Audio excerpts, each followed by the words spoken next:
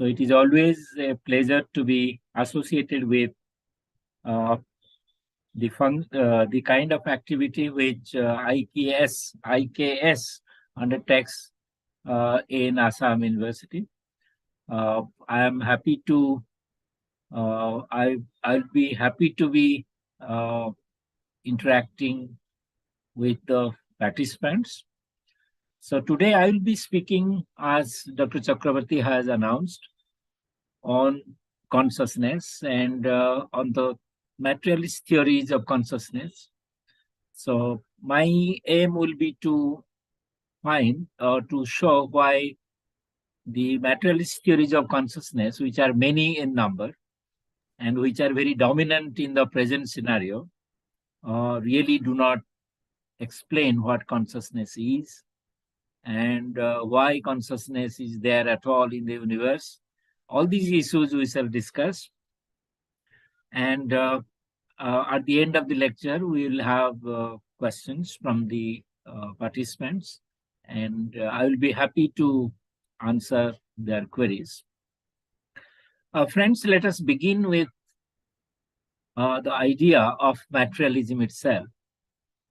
See, the word materialism as a philosophical theory has been very prevalent in every philosophical tradition, whether it is Western or Indian. This is the oldest theory that human beings have arrived at regarding the nature of the universe, nature of man, even the nature of what we call society, and so on and so forth. So it is nothing new as a theory. And those who are acquainted with Marxism, for example, you can always see that Marxism is itself a materialist theory of society, of man, and so on and so forth. Now let us see what are the main contention of the materialist philosophers regarding the nature of mind and consciousness, because we are concerned with the nature of consciousness, not the nature of society as such. So let us begin with this idea that we have before us a reality that is presented to our consciousness. And that reality is called the universe as a totality. When the materialist looks at the universe, which includes each of us, all of us, and also the other material bodies, including the non-material entities like animals, plants, and so on and so forth, the first reaction of a materialist is to interpret the whole universe with a single brush, and that is in terms of matter, or in terms of what we call the physical reality. So there is a preconception of matter which the materialist philosophers take either from science or from common sense. So philosophers, because materialists are philosophers, not exactly scientists. The scientists could be also materialists, but scientists are not necessarily committed to any materialist ideology. So their first reaction is to interpret everything in terms of matter.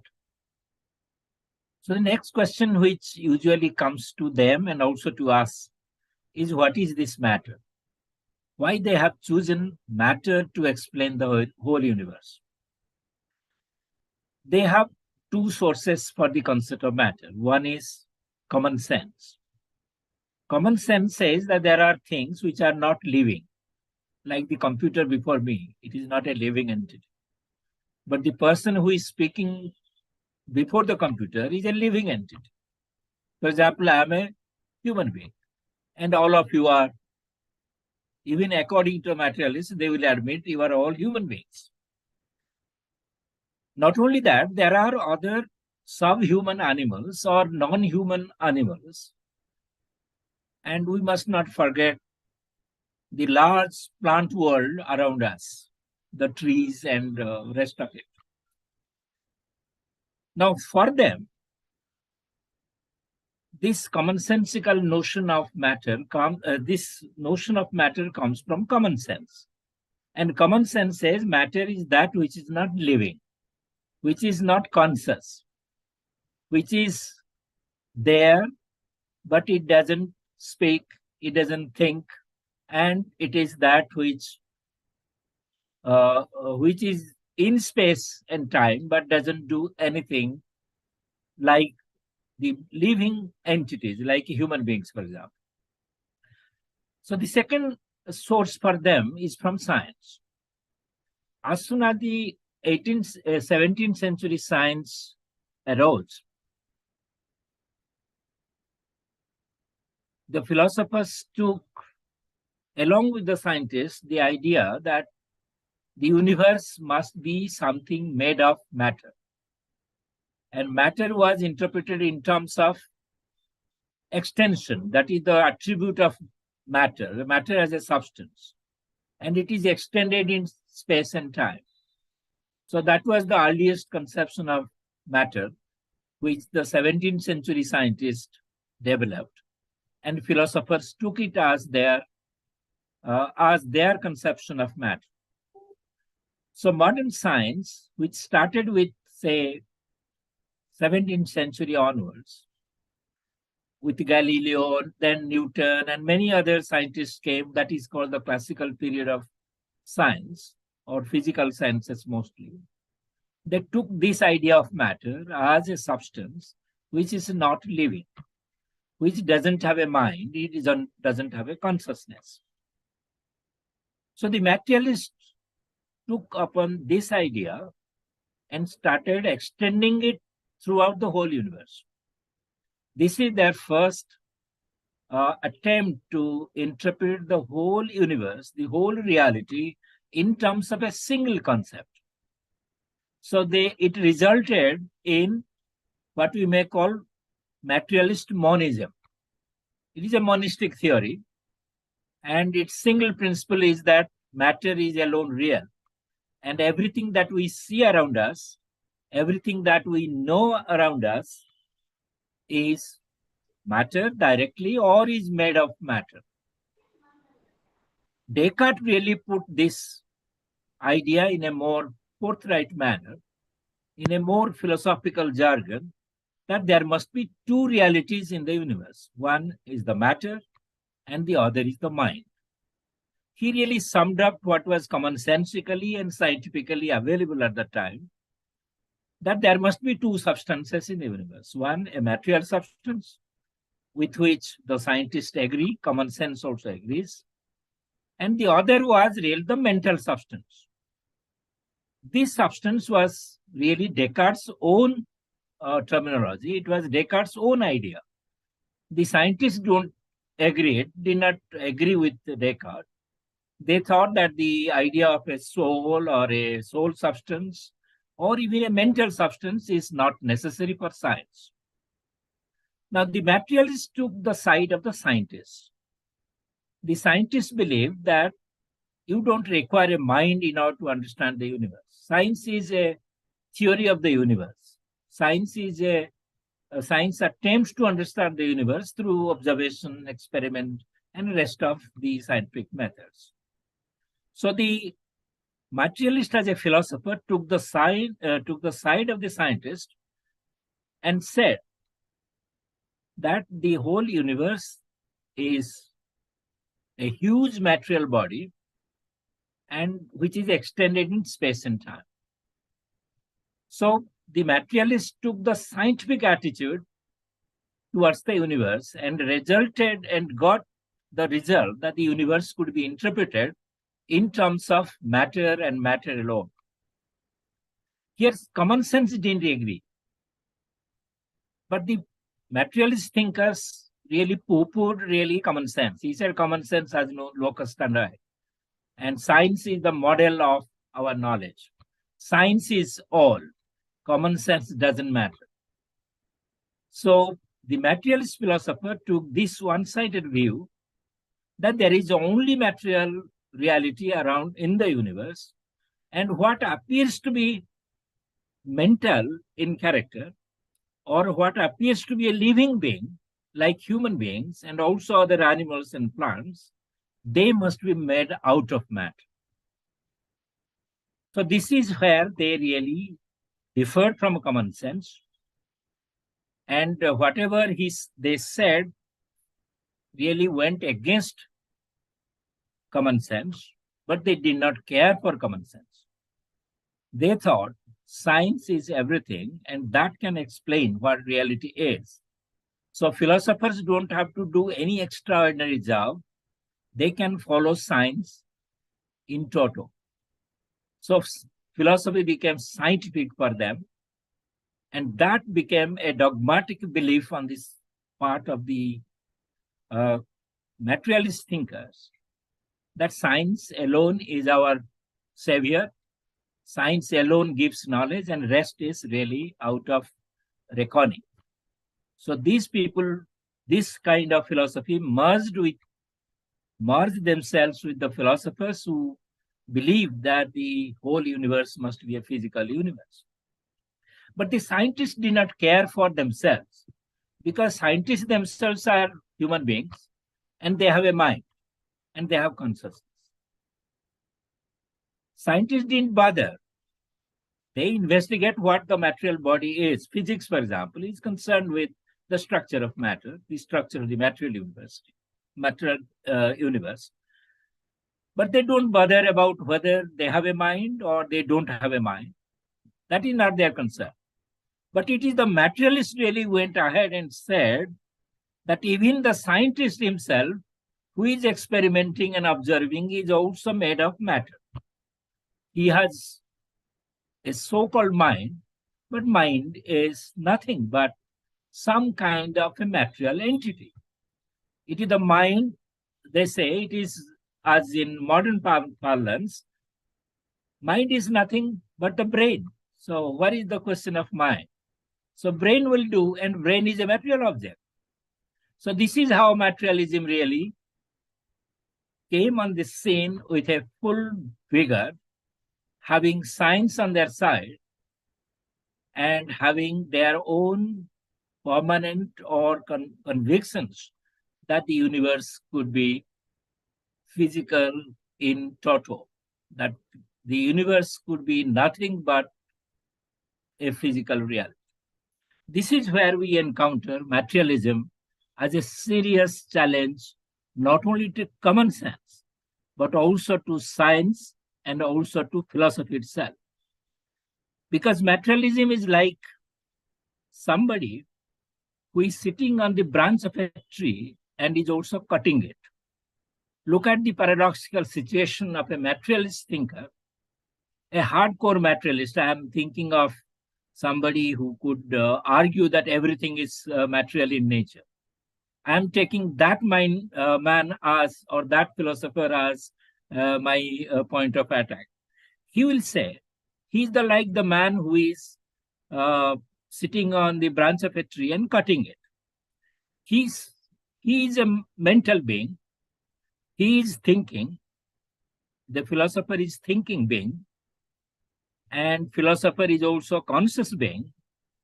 And yet he says his own consciousness is nothing but a bunch of brain activity, and nothing but a material entity.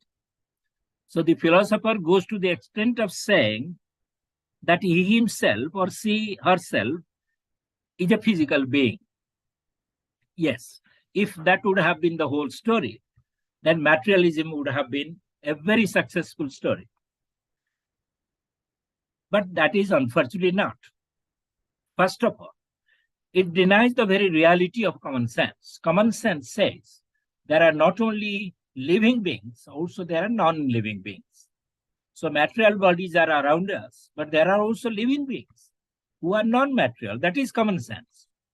I think common sense has a great wisdom, but why the philosopher doesn't have? Philosopher is a closed-minded person, because the materialist one I will depict as a closed-minded person He doesn't see his own reality as a conscious being. He says his own reality is nothing but matter. And the universe, external universe, is also nothing but matter. And the plant world is nothing but matter. And animals are nothing but matter. Whatever the ways they explain it, the sum and substance of their theory is that everything can be explained in terms of the material entities, in terms of atoms, neutron and protons, and other chemical entities. So beyond physics and chemistry, as the model sciences, the materials doesn't see anything. If they had cared to see what biology tells or what geology tells, they would have changed their view.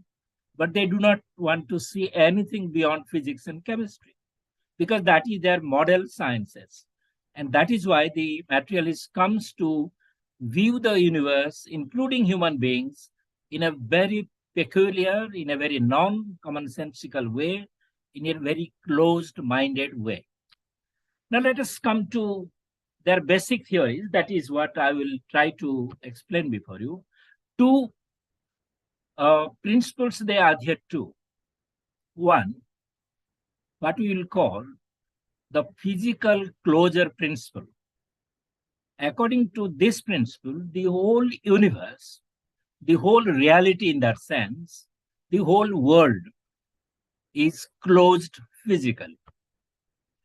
That means everything has to come under within this closed system, which is really underwritten by the material laws or the physical laws.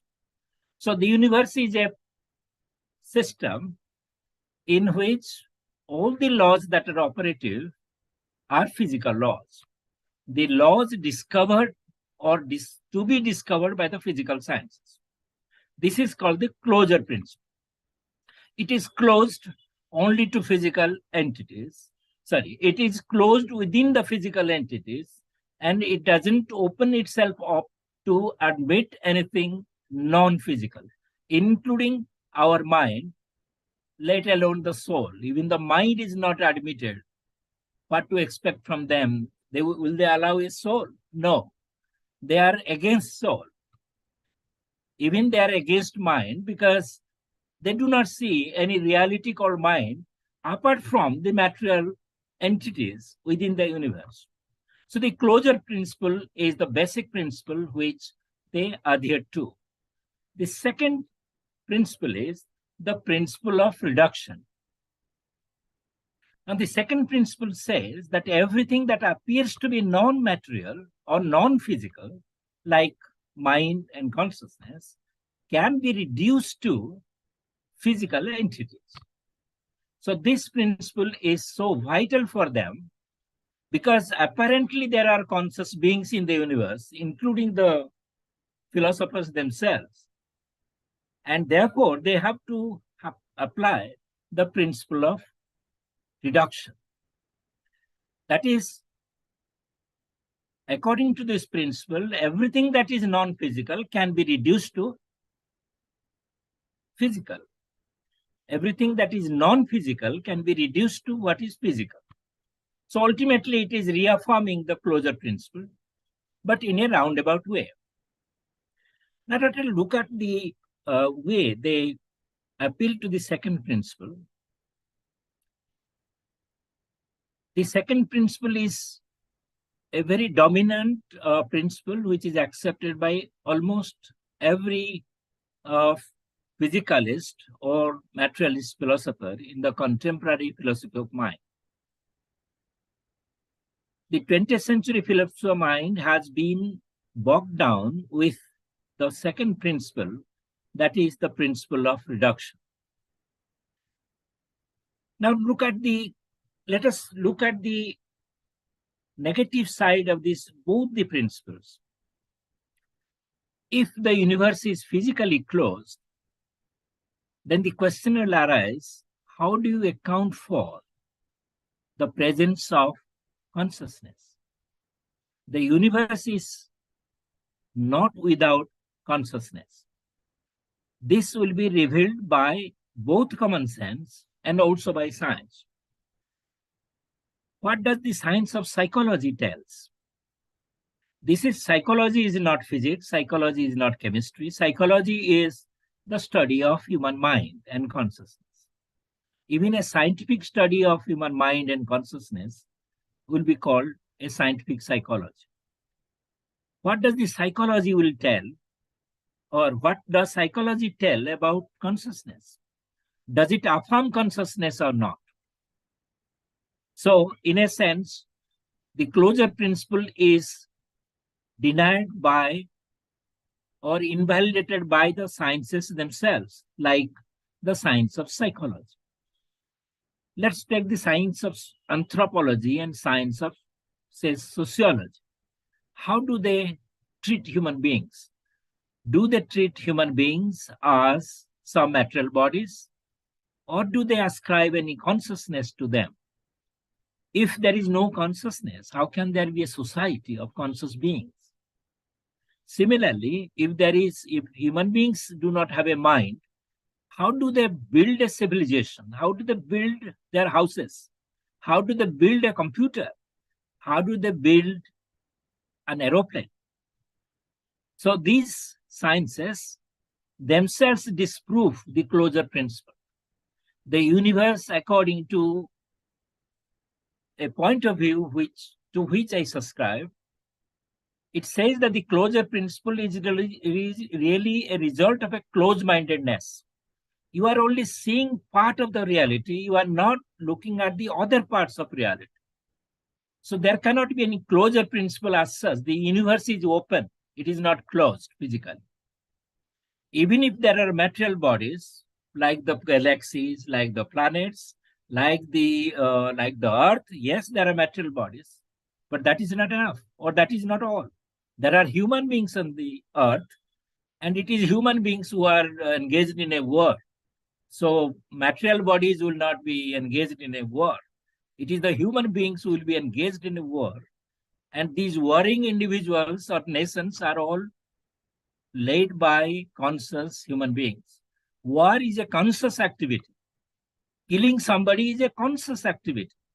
So if killing is going on around us, that means conscious activity is going on.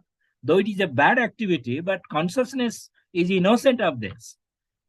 Only conscious beings can be good or bad. So in a sense, every aspect of the universe, if we take into consideration, then the closure principle itself falls down.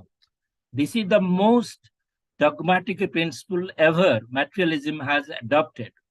And if the closure principle is false, then materialism is also false. Let's come to the second principle, the principle of reduction. How many things will you reduce in your philosophical life? Will you go on reducing everything that you see around?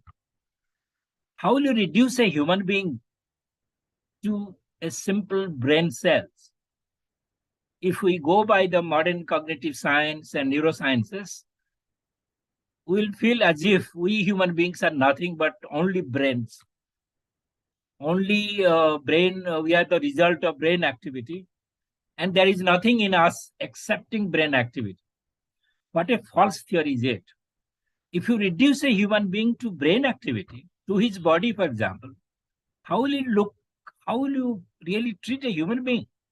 Can I treat a human being as an object, as a physical object? That is offensive to a human subjectivity. So human subjectivity is something sacred, something inalienable, something fundamental. So how can I reduce the subjectivity of a human being to a mere objective, say, physical entity like the brain and the brain cells? I think this must be a false way of looking at the whole reality, and that's why the principle of reduction fails. And to be more precise, what does the reduction really tell? How do you reduce? You may say that the mind or consciousness is identical with the brain process. This is called the so-called identity theory. It is also a reductionist theory. You are saying that what is really called mental process, or what is called a mental reality, is exactly a physical reality. So you are really reducing. So consciousness is not there excepting the brain activity. If that would have been the case, as I said, the whole idea of making a reduction or the making of an identity statement between mind and mind and matter, mind is equivalent to matter or mind is equivalent to the brain, this statement is made by a conscious being. So in that sense, in order to make a reduction itself, in order to make an identity statement, you are presupposing a conscious mind. So the conscious mind cannot be identified with a material entity because the man who is identifying or the person who is identifying has a mind which is presupposed by this so-called identification. So-called reduction, therefore, in a sense, fails. There is another way of understanding this. It is called the relation of supervenience. That mind is supervenient on matter. Supervenience is dependence. You can say, if not there is proper identity, you can say mind is really dependent on matter or mind is dependent on the brain. So in that sense, there is a dependence relation. The question is, if there is a dependent relation, then what sort of dependence is it? It is an accidental dependence or a necessary dependence. If it is a necessary dependence, then there would be logical dependence. That means wherever there is presence of mind, there must logically be a matter. That is, or in other way around, wherever there is matter, in whichever world there is matter, there must be also mind. And whichever world has mind must have matter. That means whatever you think of mind, you must necessarily have a matter as it's on which it will depend. So dependence relation, if it's taken as a logical relation, then this may be refuted. And many philosophers like David Chalmers, and many others have really refuted this kind of idea of a logical supervenience. In the Chalmers, in his book, the most famous book, The Conscious Mind in Search of a Fundamental Theory, he has really he has devoted pages towards refuting this theory. He says, let us imagine a world in which there is identity with our world, material identity with our world. That world is physically like the present world, actual world. But that world may not have consciousness, or that world may not have a mind. If logical supervenience is possible, then there cannot be a world which has matter, but it has no mind. They call it the zombie argument, the possibility of a zombie. So there may be there may be another person physically identical with me, but it will not have any consciousness. This is called the possibility of a zombie. Zombie is like which behaves like a human being, but it has no consciousness. It has no mind. It is just behaves like a human being. It is an as if human being, but not a real human being, because it is physically like me, but it is not having any consciousness. So if logical supervenience is there, then zombies will not be allowed, or zombies will not be possible. But philosophers argue zombies are possible. Therefore, it is not the case that wherever there is a matter, there will be mind. So in that sense, mind is not supervenient on matter.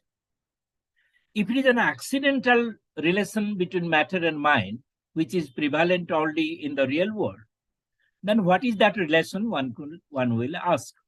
How you establish a relation between mind and the body, or the mind and matter in the actual universe? There must be certain laws by that. If all laws are physical, then how can you have any law which is psychophysical? So if you are a materialist, then you cannot accept any kind of psychophysical laws. And unless you have psychophysical laws, you cannot relate mind and matter. Mind and matter will go their own separate way. So how can you have mind as dependent on matter unless you have psychophysical laws? But psychophysical laws we have not discovered so far. Therefore, we cannot explain. We cannot really say that mind is dependent on matter, or that mind has been caused by matter. Unless we have a causal law, we cannot say that, though philosophers may say, in any case, our consciousness is rooted in the mind, rooted in matter. That is, our universe is basically material, but within this universe, there is a conscious level of consciousness or level of conscious beings. And in that case, we have to admit that conscious beings are there, though we do not know how they have come into existence. Though matter may be indirectly the basis or the source of our consciousness, but we do not know in any good sense that this consciousness is the result of the activities in the material body itself. So consciousness must have a different reality than the reality of matter. So this is one way of going ahead with in our reputation of materialism. Another point which David Chalmers has raised is what is called the hard problem of consciousness. This is exactly the problem of how conscious experience is possible, which is subjective. The first person experience which all of us have, pain and suffering, joys and sorrows, these are first person experiences. Your joys and your sorrows are definitely yours, which I can understand, but I cannot own them. So in that sense, there is some kind of subjectivity about our consciousness and about our experiences. How to account for this? This is the hard problem of consciousness, according to Chalmers. This is a challenge to the materialists. The materialists say everything can be explained in terms of matter, in terms of the physical laws. But the question is, how do you account for the conscious experience, the first person subjectivity of the human beings? How do you account for this? What is your really solution to this problem? There is no apparent solution in the hands of the materialists. The materialists do not know how to encounter the subjective experience. That's why, as you remember, Thomas Nagel, in his famous paper, which is now a classic, what is it like to be a bat? So this is a open question. What is it like to be a bat? He took the bat example. We could have taken any other example. What is to like to be a dog, for example, or a cow? He took bat because perhaps he thought bat is a very unknown entity and we never know it. But the point is that the bat has certain experiences which you do not know. And anybody else can be a bat's position for Nagel. Nagel cannot know what subjective experiences we have. He can understand, but he cannot know what are the things we are now thinking in our own minds. So some kind of subjectivity is present, which cannot be explained materialistically.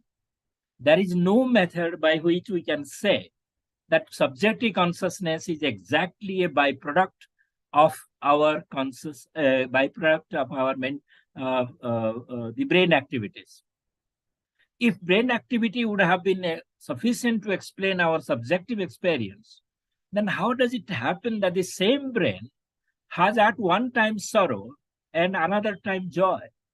Same brain activity, same brain is producing, if we say it produces these experiences, then how is it that at one time it produces sorrow and another time it produces joy. How is it? Is the brain is so sufficient, so magically structured that it can give thousands of experiences for each human being. And as you know, all our brains are the same kind of neurons, same amount of neurons. All human beings have the same neurons. There is no little difference between one human being and another in terms of neurons or the neural structure of the brain. But there are hundreds of experiences each of us has, which cannot be shared, which are really, in a sense, subjective, though they can be expressed in language, but they are all subjective. So, in that sense, the subjectivity experience remains a hard problem. The materialists really refute this idea of a hard problem. They say there is nothing hard about it, only we make it very hard. Why they say this? He says, look into the brain, you will find all the answer. A philosopher like Dennett, for example, who is an opponent of, say, opponent of non-materialism or any kind of theory which talks about a mind, he says, how can you really find anything other than the brain activity? You look into the brain minutely, you will find the solution to this.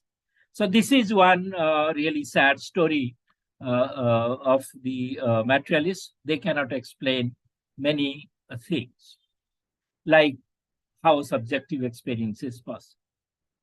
What about the self? There is a strong notion of self, a metaphysical notion, which is associated with human beings. We are not only human beings, but also we are supposed to have a self. And that self is really that subjectivity. Each of us has a self, myself and yourself and other self. So we talk of first person, second person, and the third person. So in this sense, there is an intersubjectivity connection, which is established in our language and in our day-to-day activities. So in that sense, we have a notion of self. How do we account for the self? Unless there is a self, unless there is an I, how do I distinguish myself from others? So this distinction between myself and the others is possible because of the notion of self. Myself is something different from the other self. And it is this self which is supposed to be the subject of experiences. And this subject is also the moral agent. This subject is also the experiences of our poetic experiences, religious experiences. If we really look it from religious and moral point of view, this self becomes so important metaphysically, because without a self or an agent, there cannot be any moral life as such. And similarly, no religious life is possible unless there is a self. So it is the self which really is the center of our human world. The self is the center. That means all my activities are centered around myself. So is the case with every other self. So in that sense, materialists cannot really explain what a subject or a self is.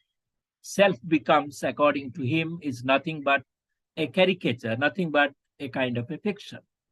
A self is a fiction for them. For example, Hume, in fact, talked about a fiction. He never denied experience or consciousness, but he denied the self. And Buddhists also denied the self for their own metaphysical reason, but they called it a fiction or something which we construct. The modern day philosophers of mind are also saying the same. Some of them say self is our construction. It is a fiction, and we can explain consciousness without introducing the self.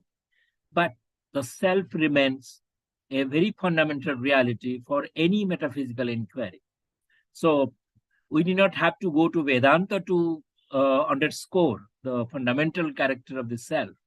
Even if we study Kant also, we can say, unless the self is there, we cannot have any knowledge possible. So self is the knower, and self is also the thinker. That is what Descartes told us when he said, I think, therefore I am. Unless I think, unless there is an I who thinks, there will be no question of my existence. So in that sense, self is also something which inalienably there. Now, let us come to a few more questions before we conclude. It is this: what will be the status of materialism when so many discoveries have been made in the realm of realm of the mind and consciousness? Now there is no doubt that there is mind and consciousness, which is supported by common sense and which is supported by sciences themselves, like biology, like sociology, like other studies. There are also sciences. The only science, physics is not the only science. So if you accept other sciences, then we have to accept that there are conscious beings. Now, if that is the case, then how can we really say that the universe could have been, could be a material body as such? If we say that the universe and also human beings can be explained in terms of material laws or the physical laws, then we are losing so much. It will be a great loss if consciousness is really denied so far as the universe is concerned. Anybody who looks at the universe with open eyes, with a non-prejudiced mind, one will say that the universe has many more things which the materialist philosophers cannot dream of. The world has many more things which the philosophers and sciences themselves cannot dream of. But the reason is, sciences themselves admit that all that we know about the physical universe is very little. Our knowledge of the universe is limited. In the sense, as the scientists themselves claim, we know even about matter only 1/4 of what matter is. So our knowledge of matter is not really complete. So our sciences themselves are not complete.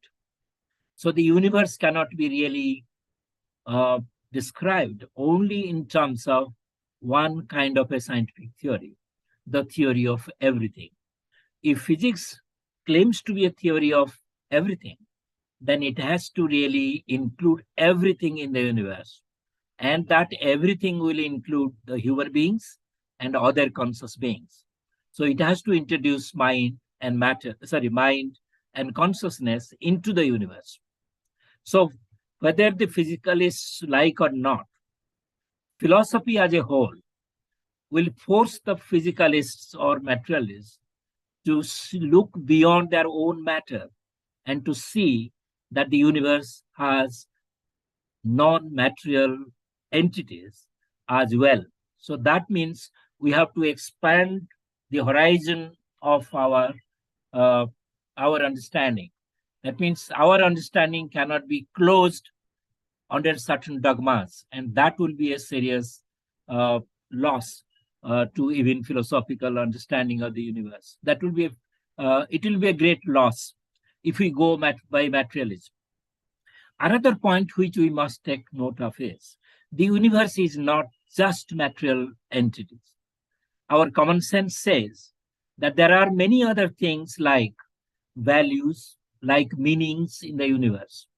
Once consciousness is introduced in the universe, that will bring mental realities like values, like meanings. We cannot say the universe is just a meaningless play of the atoms and neutrons. We cannot say universe is a blind play of material bodies. That will not be actually true, because we human beings who understand the universe, we find beauty in the universe. We find beauty in the sunset. Though sunset is a physical entity, but we find beauty in the sunset. In fact, we adore the sun, worship the sun as a god. This is giving a new meaning to the sun. If the sun is just a physical entity, how is it the case that human beings have been associating some kind of a meaning to the sun. Sun is not just a physical entity. It is the source of energy, yes, physically, yes, but it is the one which gives us the beautiful sunrise and beautiful sunset. Who will explain these poetic expressions or poetic experiences of human beings? How do the materialists really do justice to these experiences of meaning in the universe? What about the values? Is the universe a valueless entity? Do you not associate values with the universe? When we say universe is well ordered, when you say the universe has a harmonious relations among things, that unless we disturb the universe will not be disturbed. We sometimes disturb it because human beings are a great threat to the universe, as we all realize. Human mind is tampering with the universe. So in a sense, we are really creating values and we are associating values with the universe. So how is it possible that the universe is physical and yet it is having meaning and values in it? Who will explain this? Ultimately, we will come back to our own mind and with our own reason, with our intellect. So in that sense, in order for science to be possible, for philosophy to be possible, we must have mind and consciousness. If the physicalists or the materialists say that nothing matters excepting matter, or nothing, don't mind, only matter is real, that will be a very, very false statement. We are under the sovereign rule of a certain kind of model of the universe, which has been handed down by the scientists themselves. From 17th century onwards, till now, we are grappling with one kind of science, that science is only of matter, that everything can be put into one jacket, that everything can be put into one basket, and that is the basket of materialism. But this is not only commonsensically wrong, but also philosophically inadequate, and philosophically, in a sense, factually also untrue. It is false. What Darwinians say, or what Darwin said about human beings, is not all.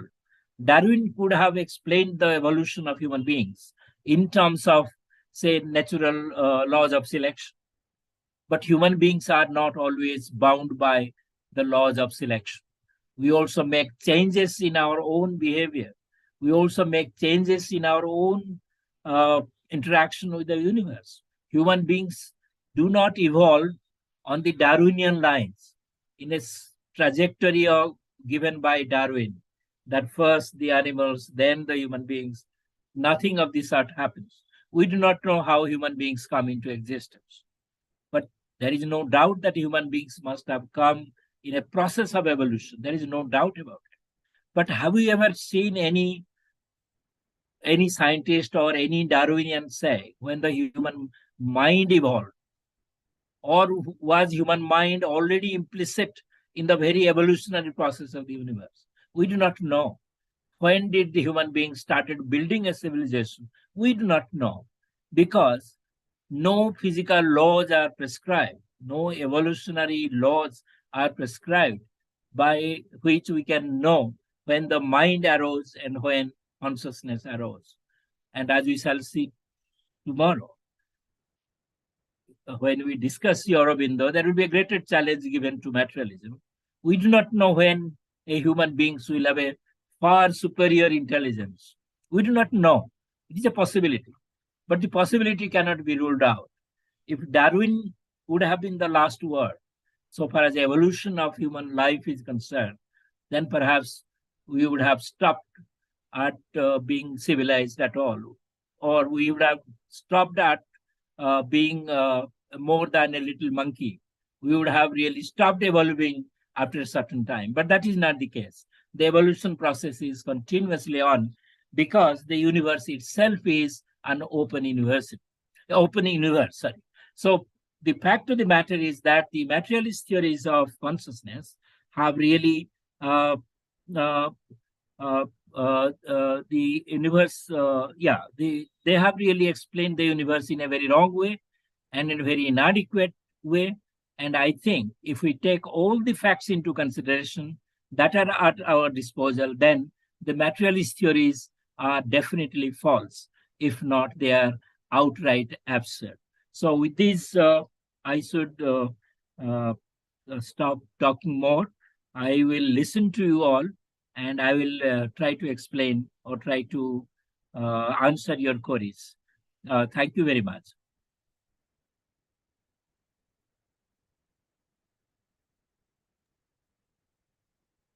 Thank you, Professor. I mean, thank you.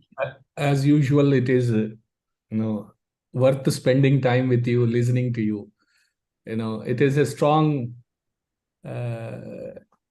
defense that mind and consciousness at some level needs to be ascertained. Yeah. We really, I mean, the arguments were pretty lucid and comprehensive.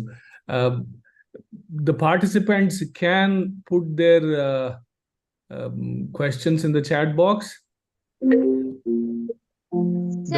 I have one question. Pardon? Yes, please. Yes. So good evening, sir. Good evening, sir. I'm Ranjana. Very nice and informative talk, sir. Sir, but I have one query about the law of identity. If everything is matter, if we accept matter, then how can we define, how can we explain the identity? So I think it's create the crisis of identity crisis. Yes, in fact, when they talk of identity of mind and matter, or say mind and the brain, one of the views is that it is a factual entity, sorry, factual identity, or it's a contingent identity. That means they say that the identity is, as a matter of fact, when you see what is going on as your mental process or mental experience, and if you actually examine your brain process, you will find that it is nothing other than the brain process itself. So they say it is a scientific discovery. But actually, as you rightly suggest, it will give us identity crisis. We do not know who we are then. So in that sense, all of us will be called brain 1, brain 2, brain 3. So you will be, say, let's say brain 1, and I will be brain 2. So this is a kind of identity crisis. What is our personal identity? Where is our self-identity? The self is missing. The personality is missing. All we are doing is some kind of a so-called scientific job of identifying a particular mental experience with a particular brain experience. How do they do it? That is amazing. And therefore, philosophers are dissatisfied with it. And they say it is not possible. You cannot identify one mental entity with another physical entity. This identity itself is a wrong identity, a wrong kind of hypothesis. They are not identical, because being conscious is not identical with being a brain activity. Consciousness is something extra, something other than the physical entity. If we accept that brain process, if we accept that mental experience is something new, something other than physical process, then the whole identity question doesn't arise.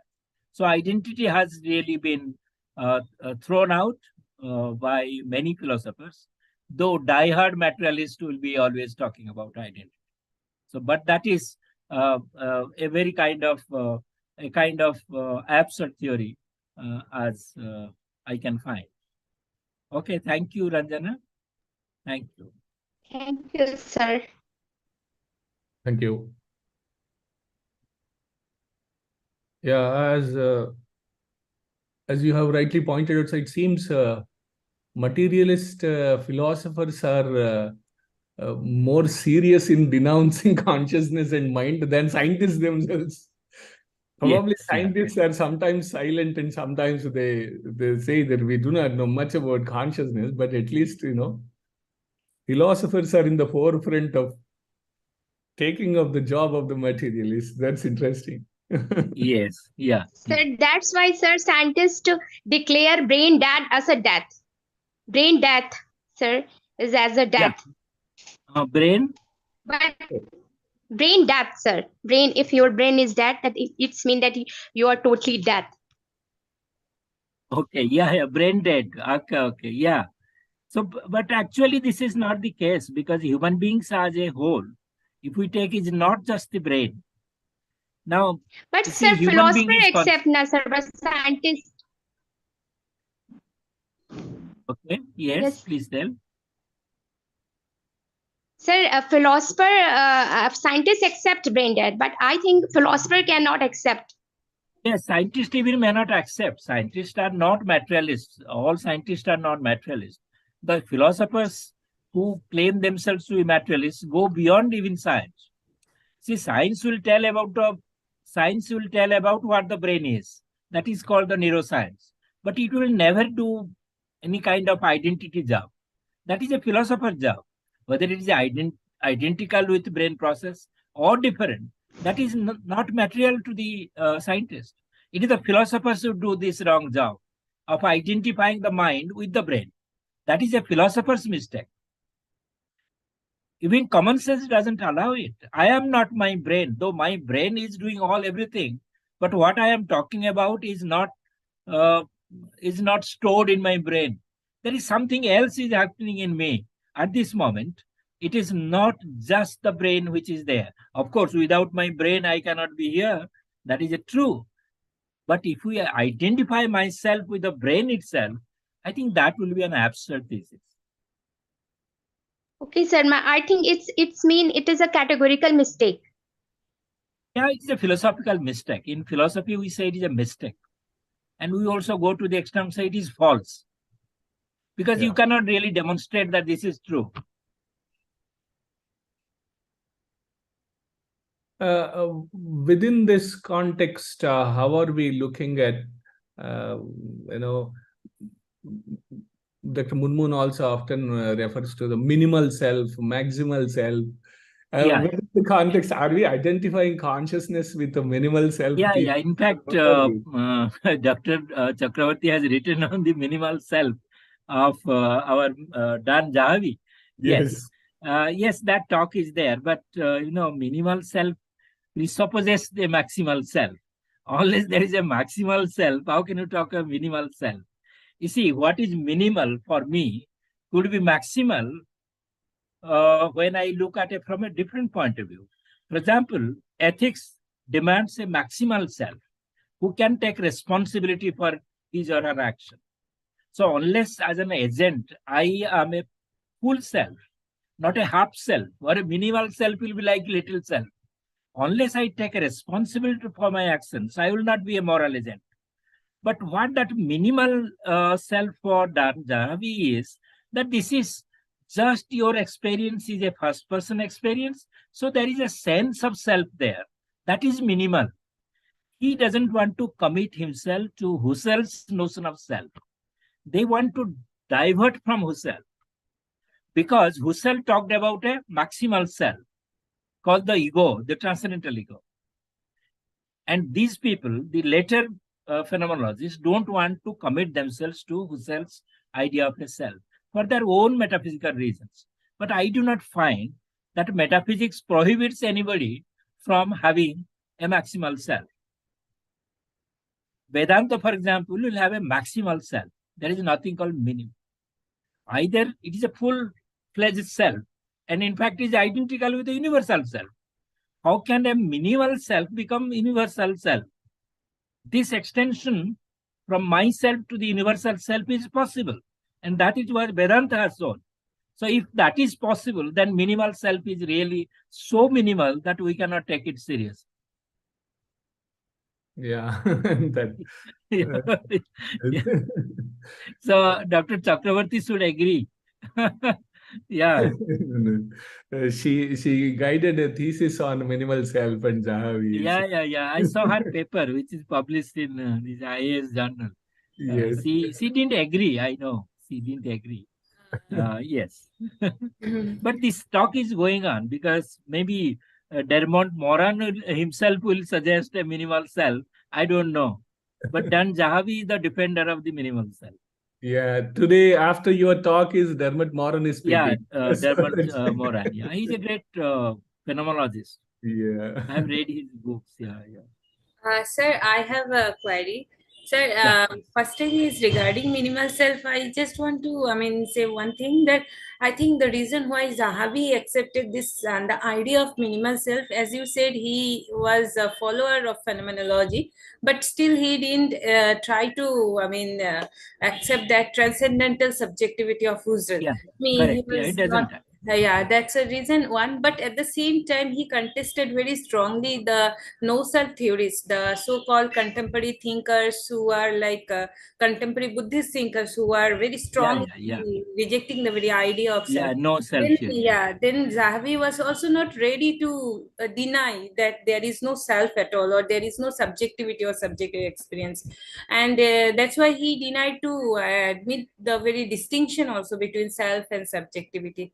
So he thought somehow this idea of minimal self can save him. I think. Yeah, yeah. In fact, that book, self Yeah, and subjectivity and selfhood, yeah, then first person something. So, in fact, he is reinstating the first person. yes, And first person, he says, is even every experience for him is an experience of a first person. This yeah, is his minimal self. yeah. In fact, it is not very different from the no self theory.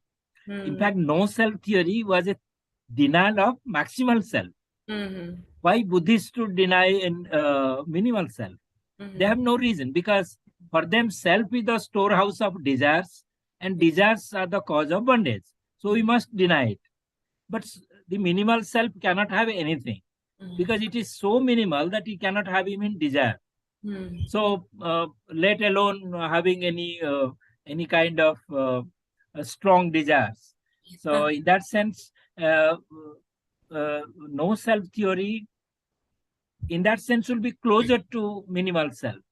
We require a maximal self to refute this Yeah. idea. Yes. Right, sir. Right. Yeah. Okay. Sir, I my the question is that what is your view about panpsychism? As we know these days, Yes. David Chalmers, as he developed the problem, heart problem, Yes. Yeah. he was he thought that there will be two options, that the way we can understand consciousness, either we take it as a universal or we take it as a fundamental. Then somehow he gave some preference to this theory panpsychism, so it has become these days again very popular, not like the way that everything is mind, but in a way that everything there is some kind of consciousness in everything, even including matter. So what is your view about this Yeah. position? Yeah. In fact, as you very rightly pointed out, the panpsychism has been again revived by Chalmers. And tomorrow you will listen to Swami Vedhanand also on, or somebody is speaking on cosmic panpsychism. I think this theory is defended by our Vedantian, uh, Swami Vedhanandji. Vedananda is speaking. Yeah, yes. Vedhanandji. So Yeah. he's a defender. I listened to him in some seminar. He's a defender of that. He says Vivekananda committed himself to this theory. But the point is, panpsychism itself is a way of construing reality, which may not really ultimately hold on, because our Chalmers himself is a dualist.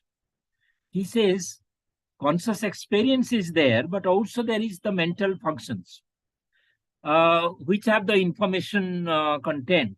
So mental functions are functions. They are brain functions mostly. Their brain functions have conscious experience. So he admitting both the material functions plus these conscious experience. So his own answer to the question of heart problem is that consciousness is present, but at the same time, the non-conscious mechanisms are also present. So in that sense, he's accepting some kind of a dualism. If he accepts dualism, then what is the question of panpsychism? Panpsychism is a non-dualistic theory. If I say everything is conscious, like the Vedantin. For example, Advaita will say consciousness is everything. Brahman, Sarvam, Khalu, Idam, Brahman. If Brahman is everything, that means consciousness is everything. That is not panpsychism. That is non-dualism. There is no matter as such. There is only consciousness. But panpsychism is really a disguised dualism. It says wherever these functions are there, consciousness will be there. This is a dualistic thesis. This is like something like Spinozistic parallelism. Wherever these functions will be present, this conscious experience will be present. Is this panpsychism or is it some kind of a dualism? One can say, yes, wherever there is material functions are going on, then consciousness will be there. But you are admitting two things really. So where is panpsychism? So panpsychism is not a very strong theory. It is a very weak theory.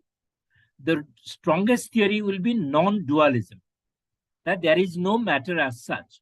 Though this is a very radical thesis, which Advaitins can only appreciate, not others.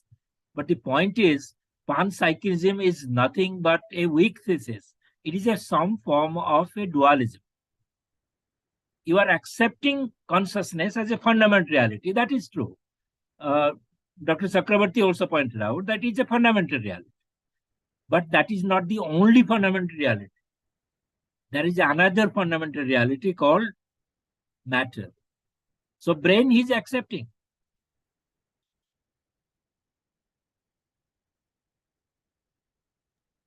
Yeah, I Yes, mean, somebody. yes. Yes, somebody else.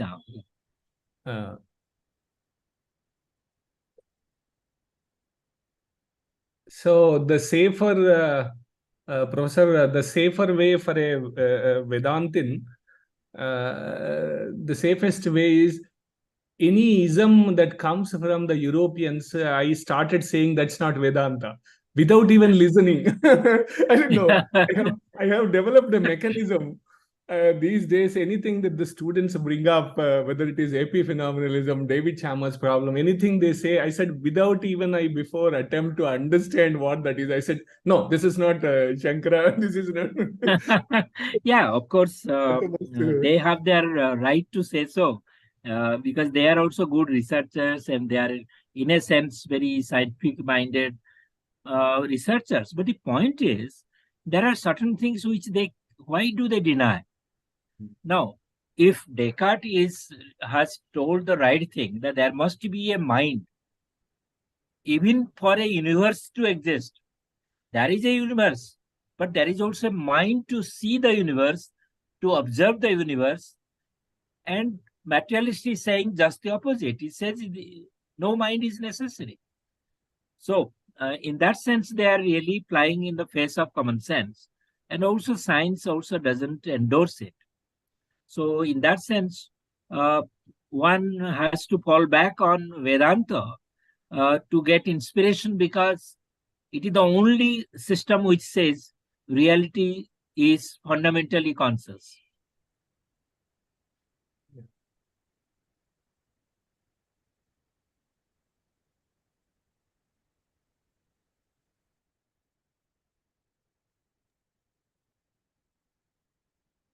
Yes, somebody raised a question in the chat box. Yeah, the participants should come out with their queries. Yeah, this is a participant, Gurung. Gurung, are you there? And one more also raised a question. Mahadev raised a question. And then Gurung, what Gurung is trying to say is it in the chat tribal box? healing mechanisms, the tribal medicine, indigenous Yeah. medicinal practices of the tribal societies.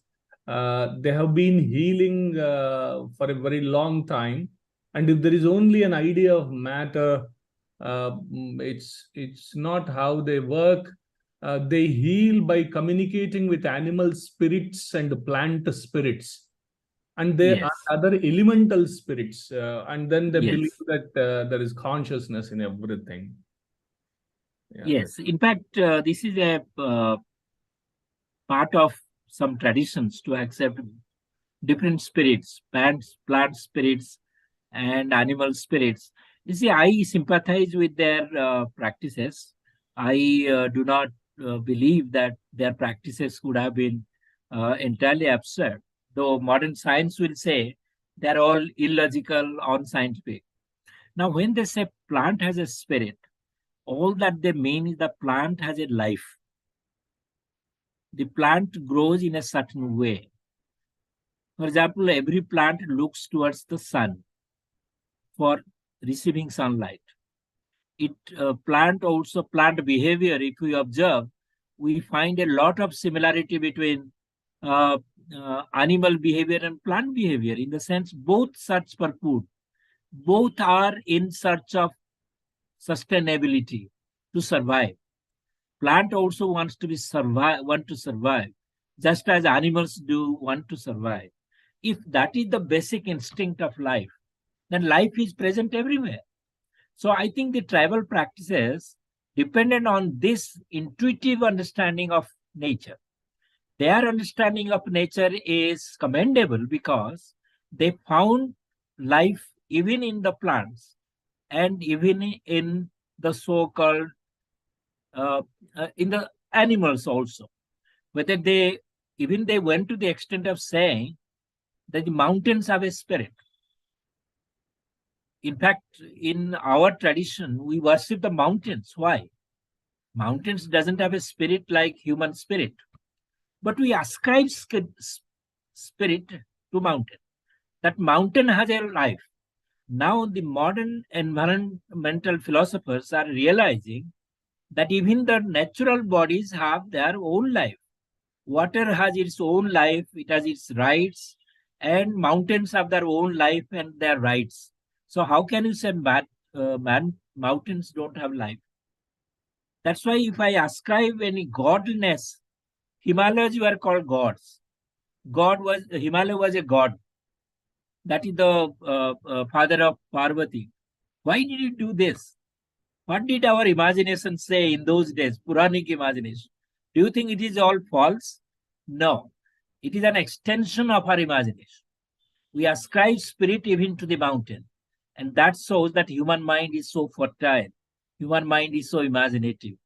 So if tribal practices have been really very reverential to nature, they find spirit in nature, I salute them because they find something which scientists do not find. So why do you really say this is a non-scientific belief? You may say it is an extra scientific belief. Science is not everything. So there are other things which science cannot really do. If faith healing is possible, then what has doctors to do with it? They should not condemn it. If somebody is healed by praying, by prayer, then why should doctors grumble it? They should say, yes, it is possible. Yeah. Okay. So thank you, Gurung, for this nice question. You have tried to understand your tribal practices. They have a meaning, inner meaning. We must respect it.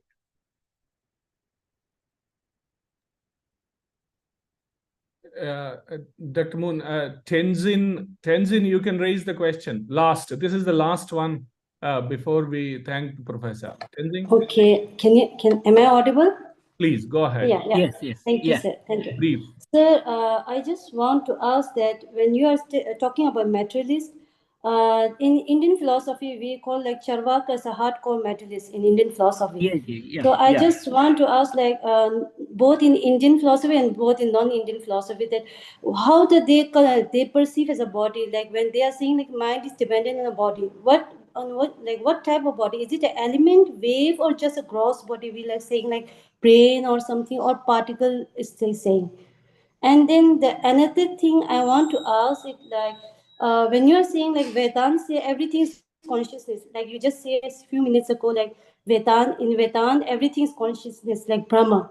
So what does that mean? Like everything we perceive is everything exists according to our consciousness or something else? Because in Buddhist Yogacara they also say like this, like everything exists according to our perception or what we see.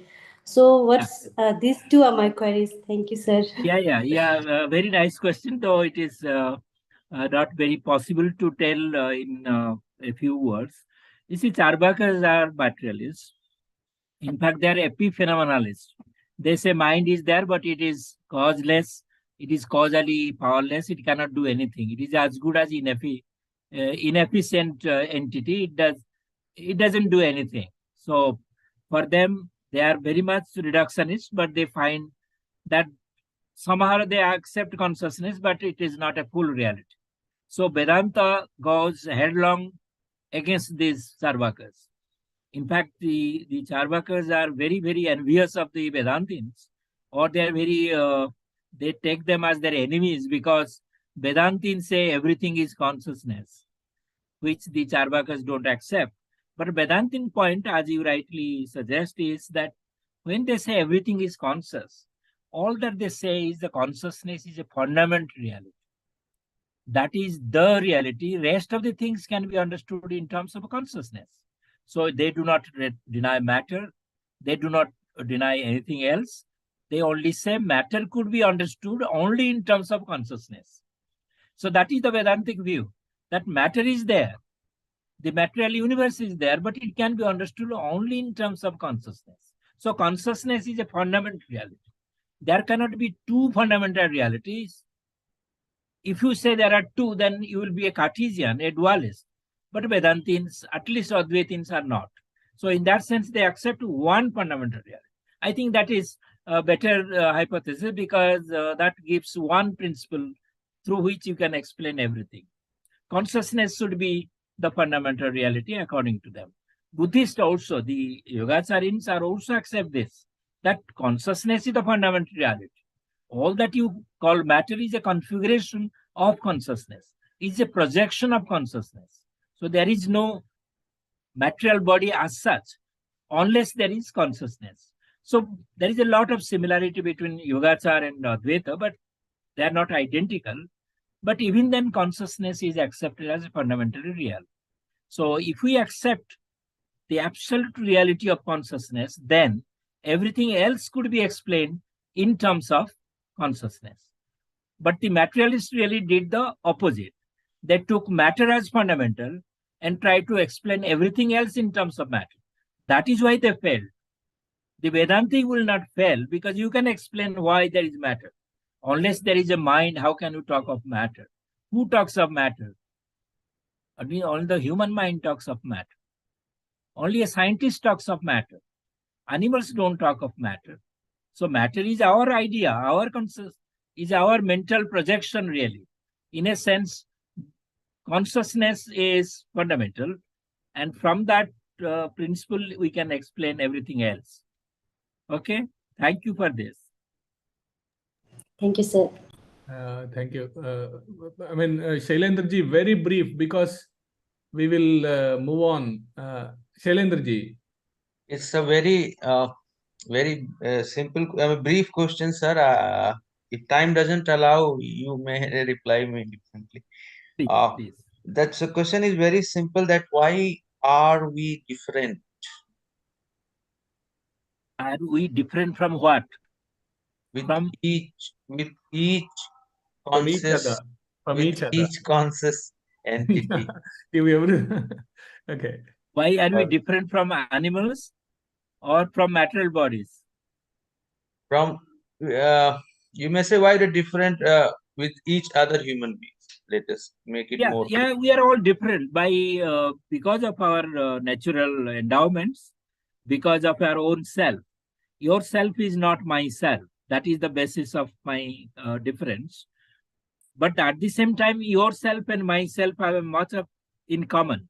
That's why we can interact, we can communicate with each other. So there is similarity, but there is also difference. We are not so isolated from others, but yet we are not exactly part of a conglomerate.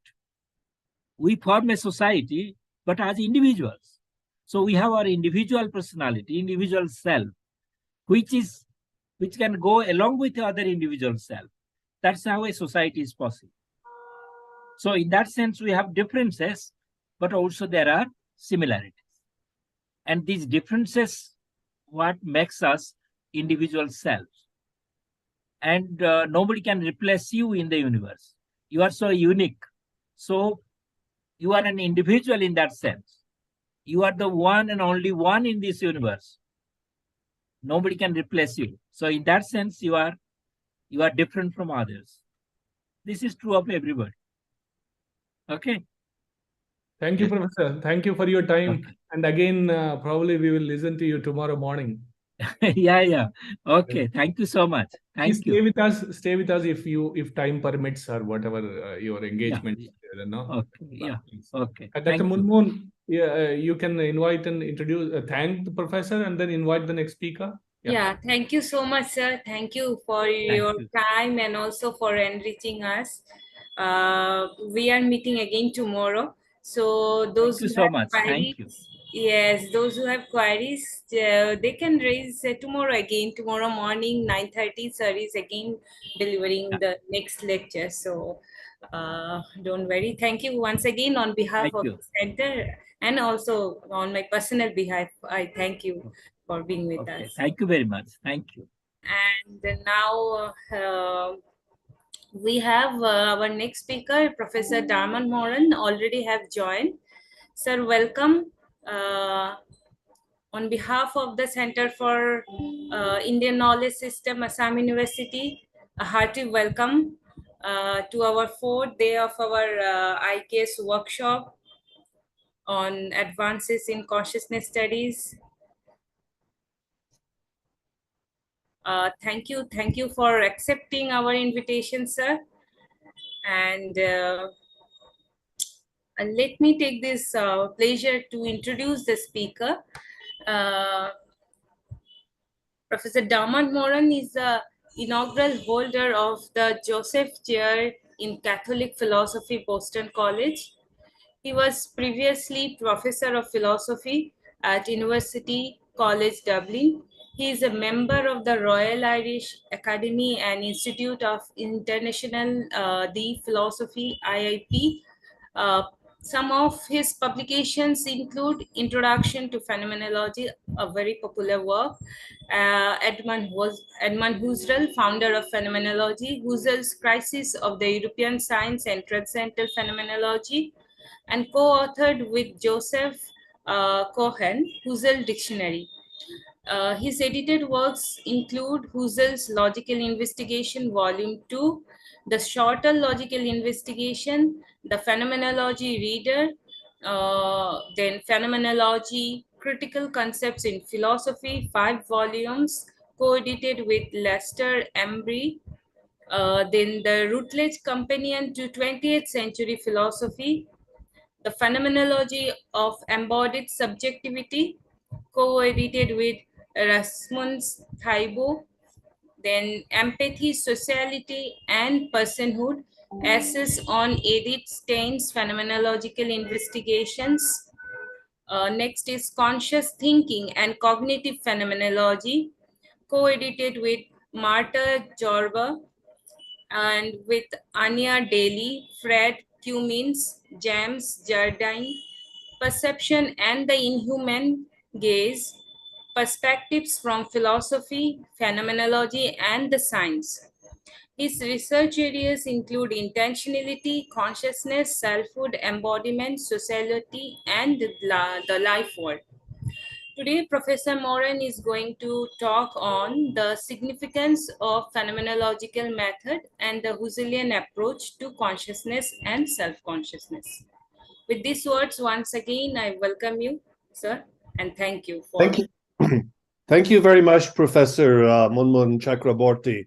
It's a great honor to be here. I just want to check, first of all, that everybody can hear me okay. Can you hear me? Yes, sir. Yes. Okay, now the second thing, I'm going to share a PowerPoint. So I think I should be able to go and do that if you've given me permission to share. Okay. You can see my PowerPoint? Yes?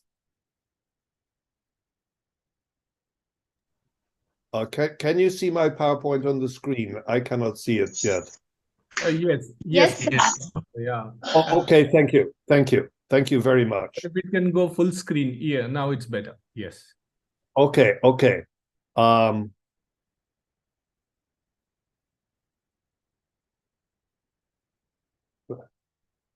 Right. Can you see it now? Yes, please. This is good. Okay, thank you. Okay, well, you asked me to talk about the phenomenological method and Husserl's approach to consciousness and self-consciousness. And I want to say in the opening that the notion of consciousness in the West is relatively a new idea. It's not technically a Greek notion, although someone like Plotinus, already in the 3rd century AD of the Christian era, speaks about sunesis, meaning something like awareness or insight or realization. But even Latin philosophers did not use the term. The term conscientia, the Latin word for conscience or consciousness, is used only once by Descartes. And so in the West, the concept of consciousness really only emerges in the 17th century with John Locke, who speaks about it. And indeed, there is a permanent ambiguity in the Latin term, which you also find in French, conscience, between consciousness and moral conscience. So those two are the same word in Latin.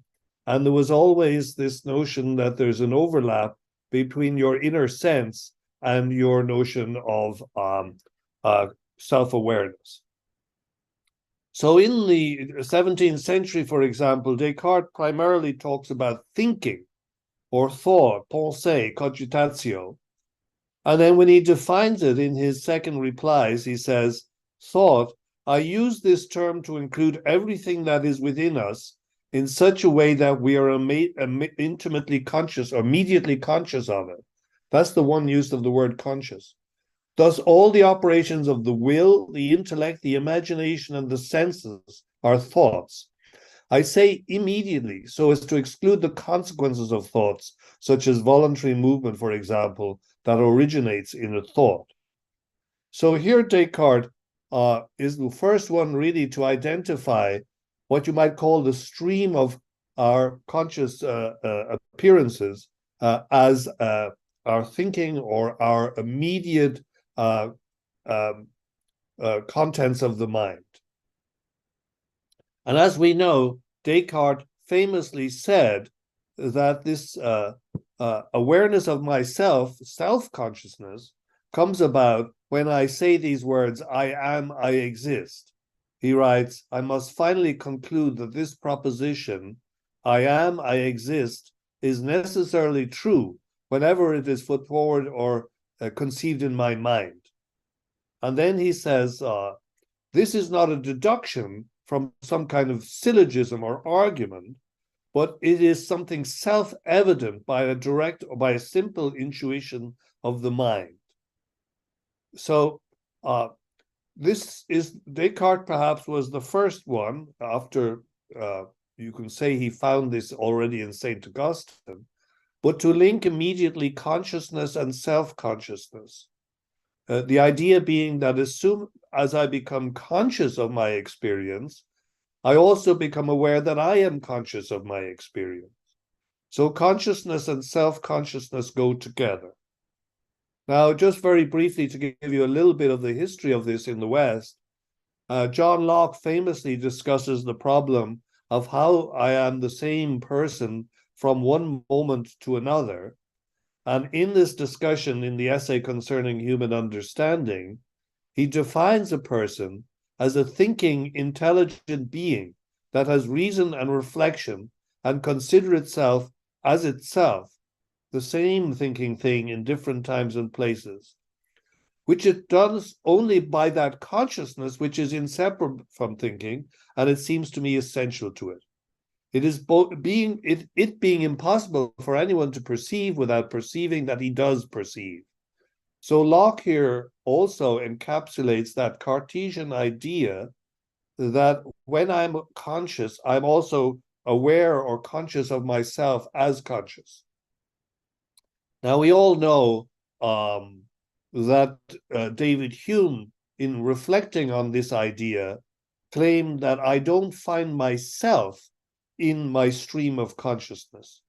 When I have an experience, I only have an experience, he writes. I never catch myself at any time without a perception, and can never observe anything but the perception.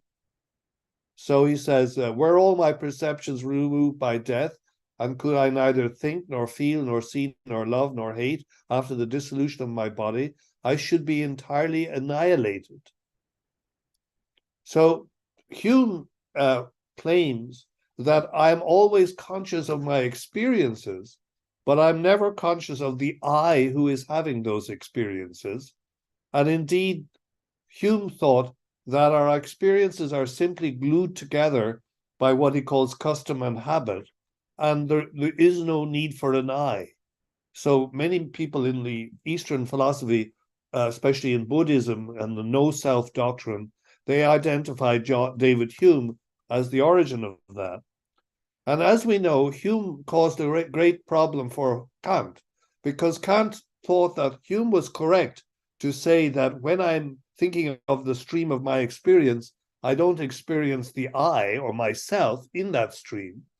But nevertheless, he realizes that in order for us to, for me to be able to have all of these experiences as mine, then there must be some principle organizing them and gluing them together.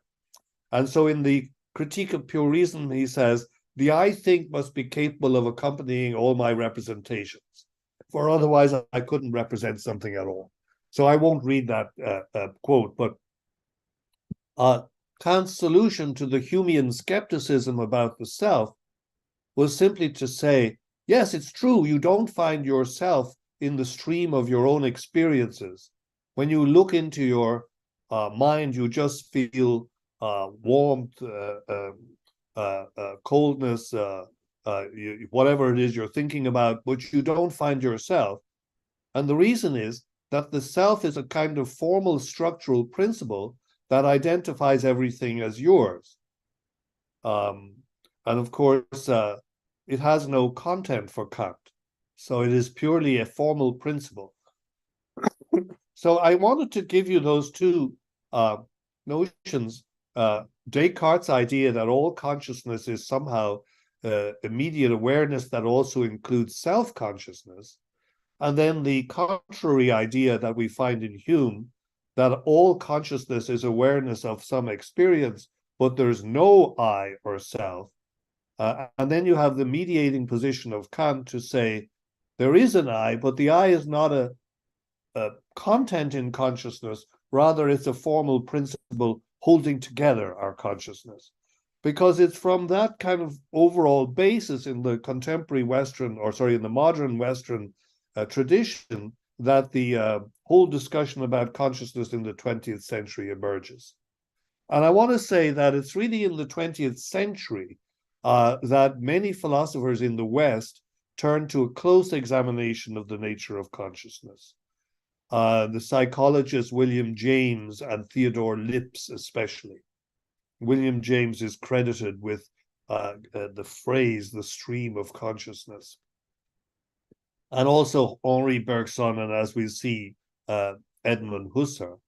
And at the same time, Sigmund Freud recognized that besides the domain of consciousness, there's also a kind of subdomain of the unconscious and the preconscious domains that are implicit in consciousness. And so we have a much richer discussion. So I'm going to focus only on one of those, which is phenomenology. I'll say a little bit about the different sources of consciousness studies. But in phenomenology, Husserl is really the leading figure. Heidegger actually didn't like the term consciousness and dropped it altogether. He thought it was too metaphysically loaded. So if we want phenomenology of consciousness, we really need to study Husserl. And he made the claim that all consciousness is consciousness of. In other words, that the nature of consciousness is intentionality, that there is always a correlation between being aware and the object of which I'm aware. And so then Husserl embarked on very detailed individual studies of different different layers or levels of consciousness, beginning with perception, sense perception, and then thinking about how different the experience is in memory, where the object is no longer before us in person, or imagination, where the object of our imagining is not integrally linked with the other contextual objects around us in perception, or the emotions, which present things to us in some kind of evaluative form, and so on, right out to our self-awareness, our awareness of others, which he called empathy, and then our consciousness of a world as such. Husserl maintains that we are aware not just of myself and of other subjects, but also of a background. We also have a background awareness of the whole world, horizontal awareness of the whole world, to use his phrase. And that's a complex idea. He later turned it into this notion of the life world. But very briefly, let me mention William James, who was read by Husserl and was a really most important figure in his essay, The Stream of Consciousness, 1892.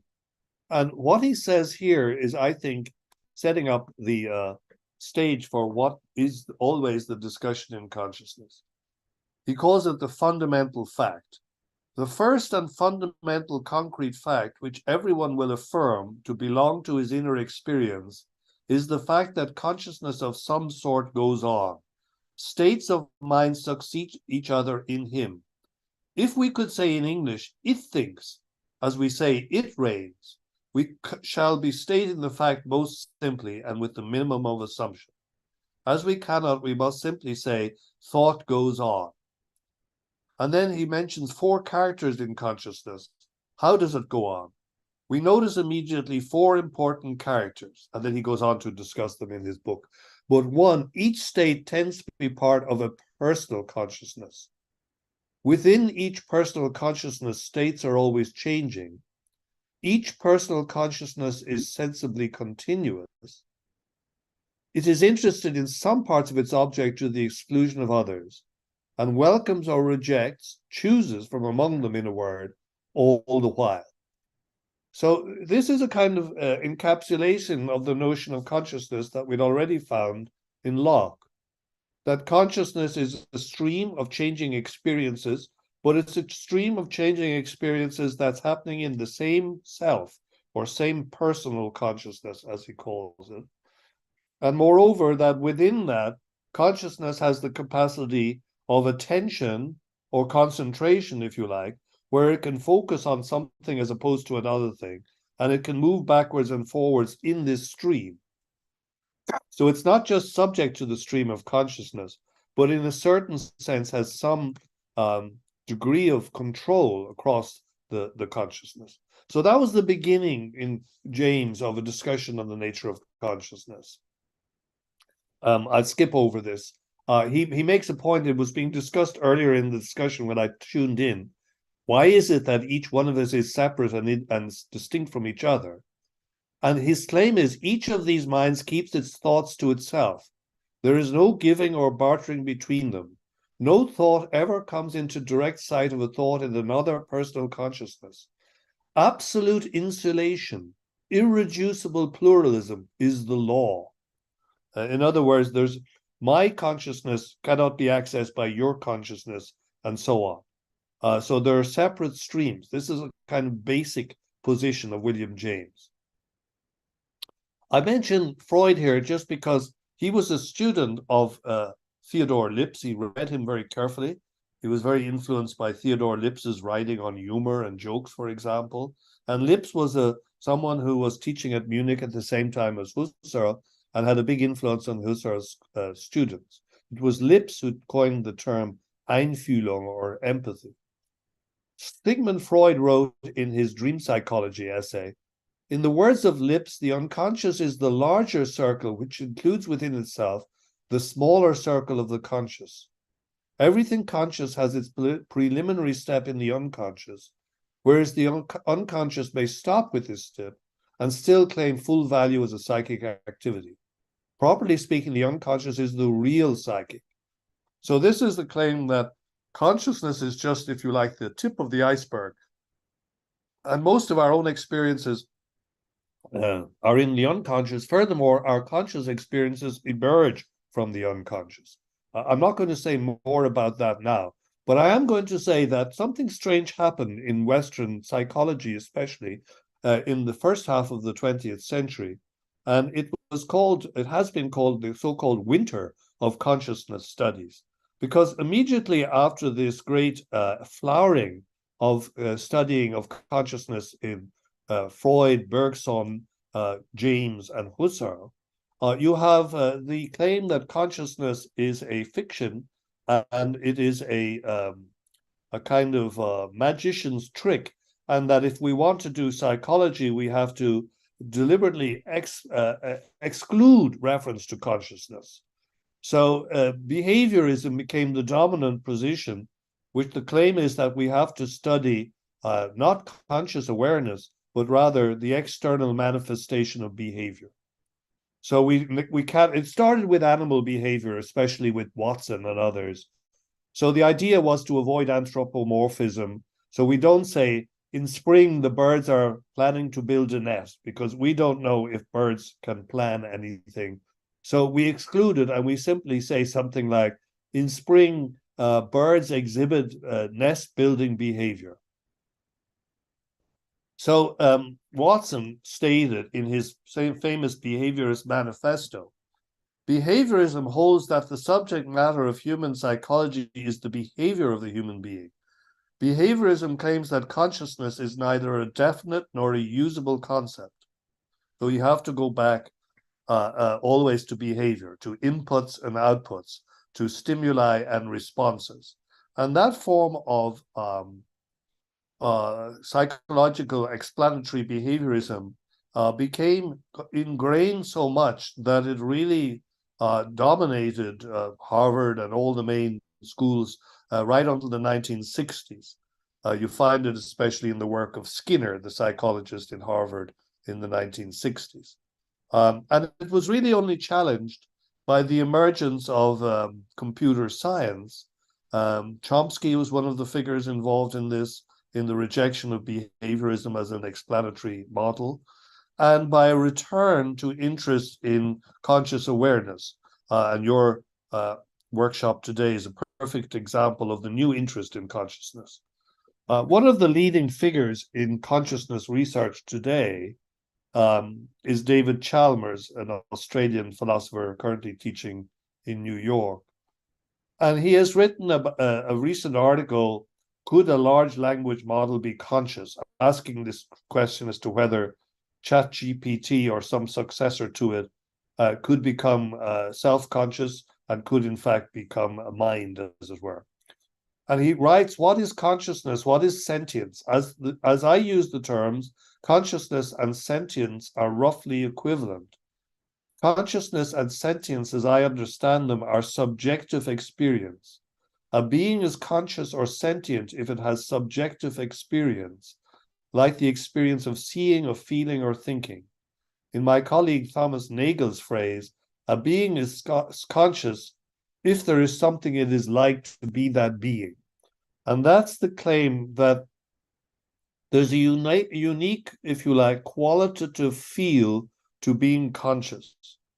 Thomas Nagel famously wrote an article, What is it like to be a bat?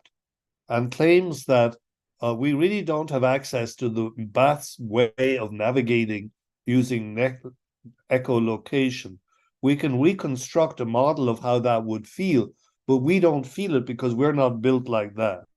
But we have our own way of being conscious, the what it's like of conscious, if you like, the qualia, or the qualitative feel of consciousness.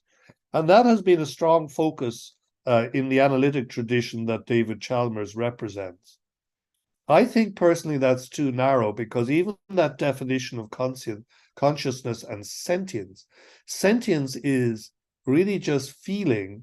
I mean, you could say that there are very many kinds of lower level organisms that have sentience, but we wouldn't want to attribute them full-blown consciousness, and certainly not self-consciousness. So this is a bigger debate. So now I'm going to turn to phenomenology's notion of consciousness, which I think is far richer and more multi-level. In his Cartesian meditations, towards the end, Husserl writes, the Delphic motto, know thyself, has gained a new signification. Positive science is a science lost in the world. That means it's kind of stuck in the natural objectivism. I must lose the world by epoche or bracketing in order to regain it by universal self-examination. Then he quotes St. Augustine, do not travel outside, truth dwells in the inner man. And what Husserl is doing here is locating the notion you find in ancient Greek thought that knowing yourself is the highest form of knowledge. But knowing yourself is not the same as knowing entities in the world. So we have to break with our objectivating knowledge of the world in order to gain knowledge of ourselves.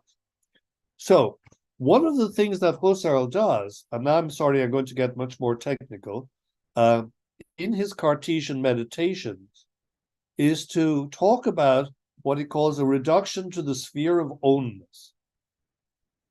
Husserl tries to do something like Descartes does. Descartes wants to know what's certain, and he starts questioning all his knowledge, his supposed knowledge, his knowledge that comes from the senses, his knowledge that comes from mathematics, and he starts doubting everything as a way of testing what he can really retain. And Descartes ends up by saying, I know that I am, cogito ergo sum. Husserl proposes a similar reduction, as he calls it, or stripping away of my knowledge until I get back to what he calls the sphere of ownness, or the primordial sphere, or the original self-modality, or the pure primordial self. He has many terms for it. And I think what he's trying to get at, and I'm going to spend the rest of the talk talking about that, is this notion of my immediate self-presence, my immediate awareness of myself, which he thinks is a genuine phenomenon. So unlike Hume, he thinks there really is an experience of myself, but it's not as an object. I don't appear in my experience as an object, but there is a kind of mindness to my experience. I'm using Heidegger's word mindness here, because it's clearly the case that somehow, very paradoxically, I'm able to identify my own thoughts as mine. I often give the students, my students, a little thought experiment. I say to them, you know, the room you're in now, any room, is full of radio waves. And if we had a radio transmitter, we could pick up the radio stations that are in the air right now. And I can turn the dial and I could listen to the different stations. But the room you're in also, especially if there's many people in the room, there's a lot of thoughts going on. And supposing we had something like a radio that could pick up thoughts, and we could turn the dial and we could hear your thoughts and John's thoughts and Munmun's thoughts and so on. Now, the next question is, we could hear out loud all the thoughts that are in the room, but how could you recognize your thoughts in that group?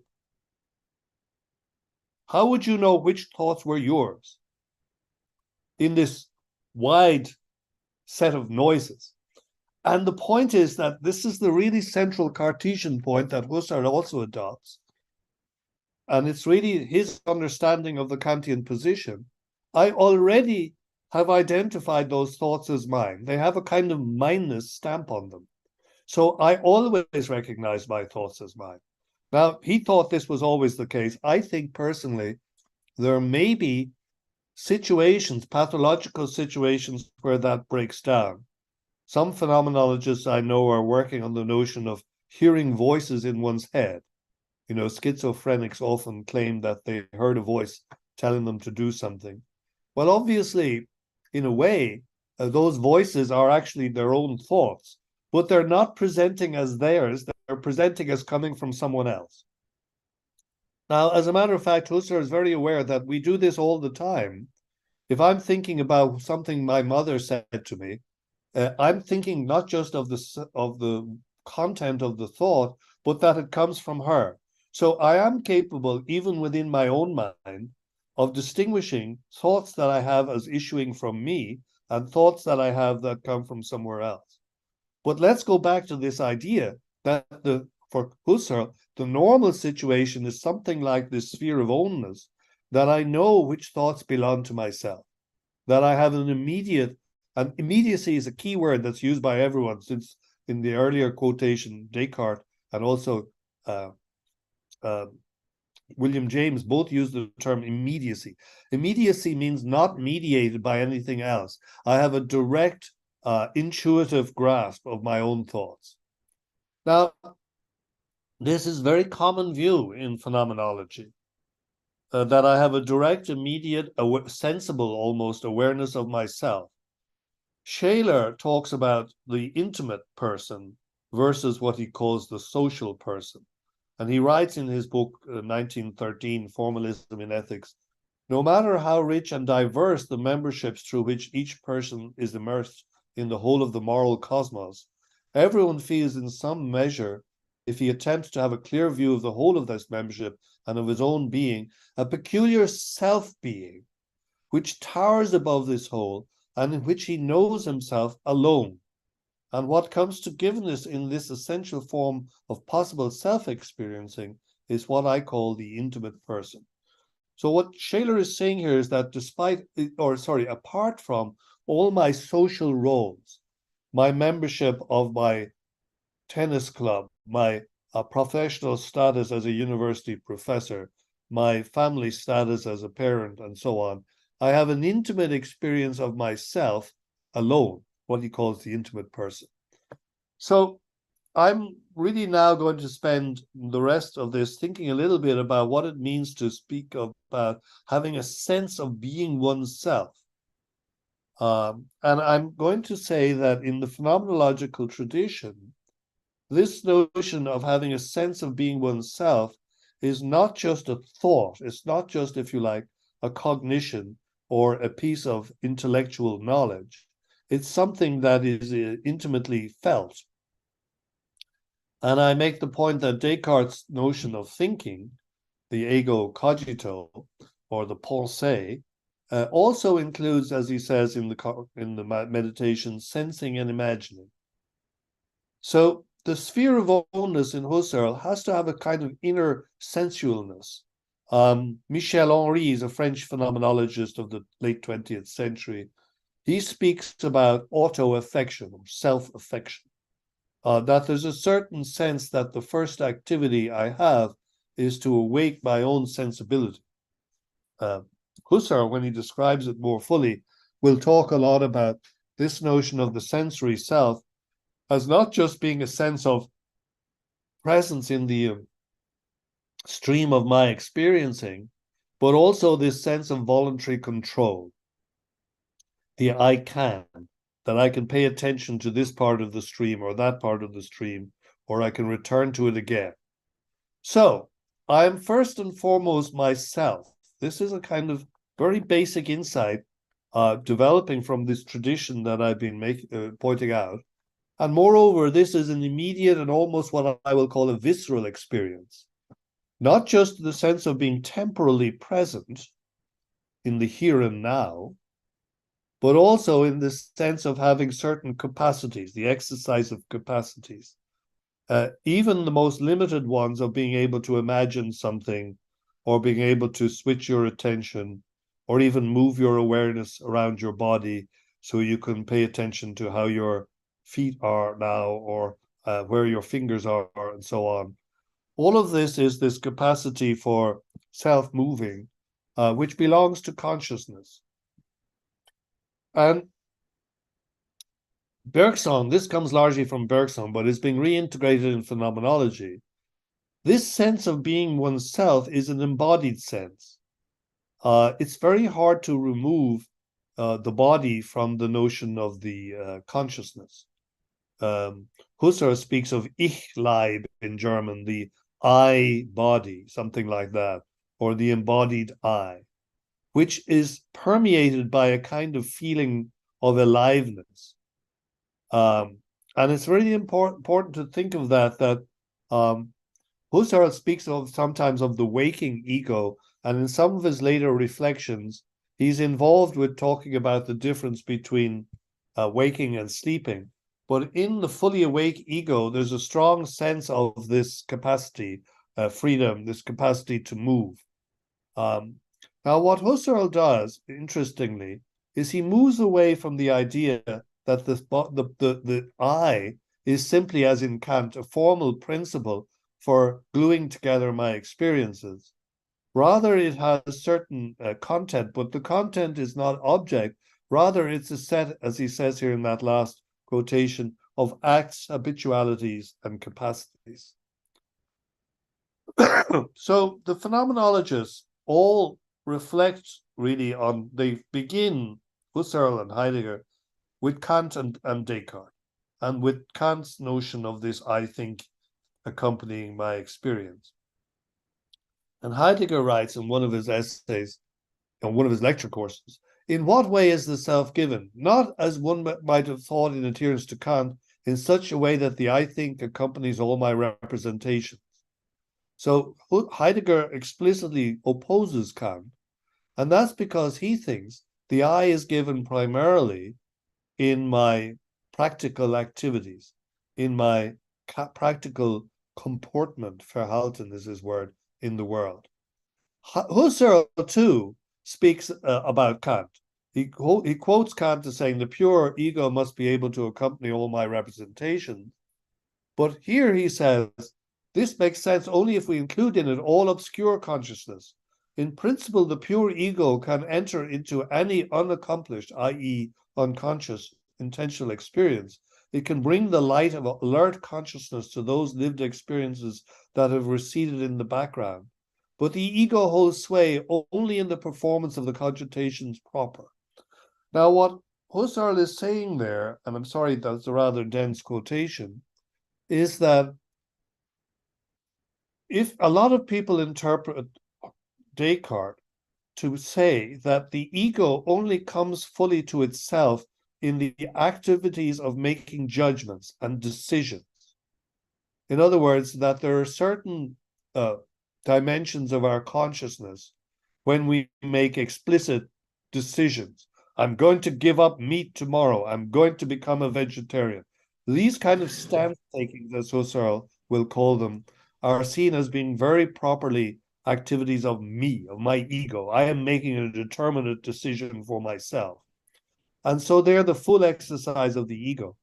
But Husserl is saying that that conscious, rational, decisive self, shall we say, is only part of a much wider platform of awareness, which stretches into various kinds of unconscious, unalert, and even sleeping consciousness. Husserl speaks a little bit in some of his notes about the funny fact that when you wake up in the morning, you're conscious that there was a period where you were not awake, when you were asleep, and the ego is not functioning, but you take back, as it were, the basic feeling of being yourself that you had the day before. You are able to kind of reestablish the continuity. So that's a very complicated notion. And to be honest, the phenomenology of unconsciousness and sleeping and coma states and all sorts of altered states is very, very difficult. And a full science of consciousness would have to include all of these. But Husserl always begins from my sense of where I start with my own immediate self-awareness. And he, like Heidegger, thinks that initially my awareness is directed outwards. To live as ego subjects is to live through the mental in multiple ways. But our live through life is, so to say, anonymous. It goes on, but we're not focused on it. It is unexperienced. Perceiving something means we are occupied with the perceived windmill. We are focused on it and only on it. Normally our experience is outward directed, in other words, and we are not aware of ourself as being involved in that process until, if you like, something happens. Heidegger thinks it is something like when I experience anxiety and suddenly the whole world goes into question for me, or suddenly things appear meaningless, or there is some decisive shock to my system. But most of the time, I really am not focused on myself. I'm focused on my practical activities. I'm going to skip on here. But I want to say, as I said to you already, let me just say this one here. For Husserl, the ego is not, as in Kant, this purely formal principle holding together my experiences and that has no content. Rather, all my experiences accumulate so that anytime I make a decision, that decision becomes part of me, as it were. He writes it halfway through that quotation, if in an act of judgment I decide for the first time in favor of a being and a being thus, the fleeting act passes, but from now on I am abidingly the ego who is thus and thus decided. I am of this conviction. And Husserl speaks a lot about this notion of convictions. These are, I can have knowledge even though I'm not actively thinking about it. Let's say I can also have a conviction that we are in a time of environmental crisis, but I don't have to all the time have to activate that thought. It becomes a kind of background conviction. It attaches to my ego. So, you could say, well, he's an eco-activist or something like that, because the ego gains its experiences more or less like a snowball rolling down a hill, that everything that happens to it somehow is incorporated into it in some way, even if we forget about it. It becomes the experience about which we have forgotten, but it's still part of our experience. So in that sense, nothing gets lost in the flow of consciousness. So let me move to a discussion that's happening directly related to this notion in contemporary cognitive science. And I'm picking one figure in particular who's also a well-known phenomenologist, Dan Zahavi, who has written many works about the nature of consciousness. And he takes the view, or he defends the view, that there's something that he calls the minimal self, that all sciences and social sciences have to acknowledge that there's something it's like to be me. This is rather like the David Chalmers quotation I had at the beginning, that consciousness consists of a certain awareness that one is having this experience. Now, someone summarizes his view, Claire Petit-Montjean, as the following. This minimal and thin form of self-awareness, conceived of as immediate, non-objectifying, non-positional, or non-thematic self-acquaintance of the self to itself, is considered to be a constitutive feature and integrative part of consciousness. And I think that's a good summary of Dan Zahavi's view, that he thinks a lot of the objective sciences have ignored or downplayed this notion of the minimal self. And Zahavi himself writes in this essay called Thin, Thinner, Thinnest in 2017, a crucial element in my defense of minimal selfhood has been reflections on the first-person character of phenomenal consciousness. Roughly speaking, the idea is that subjectivity is a built-in feature of experiential life. Experiential episodes are neither unconscious nor anonymous.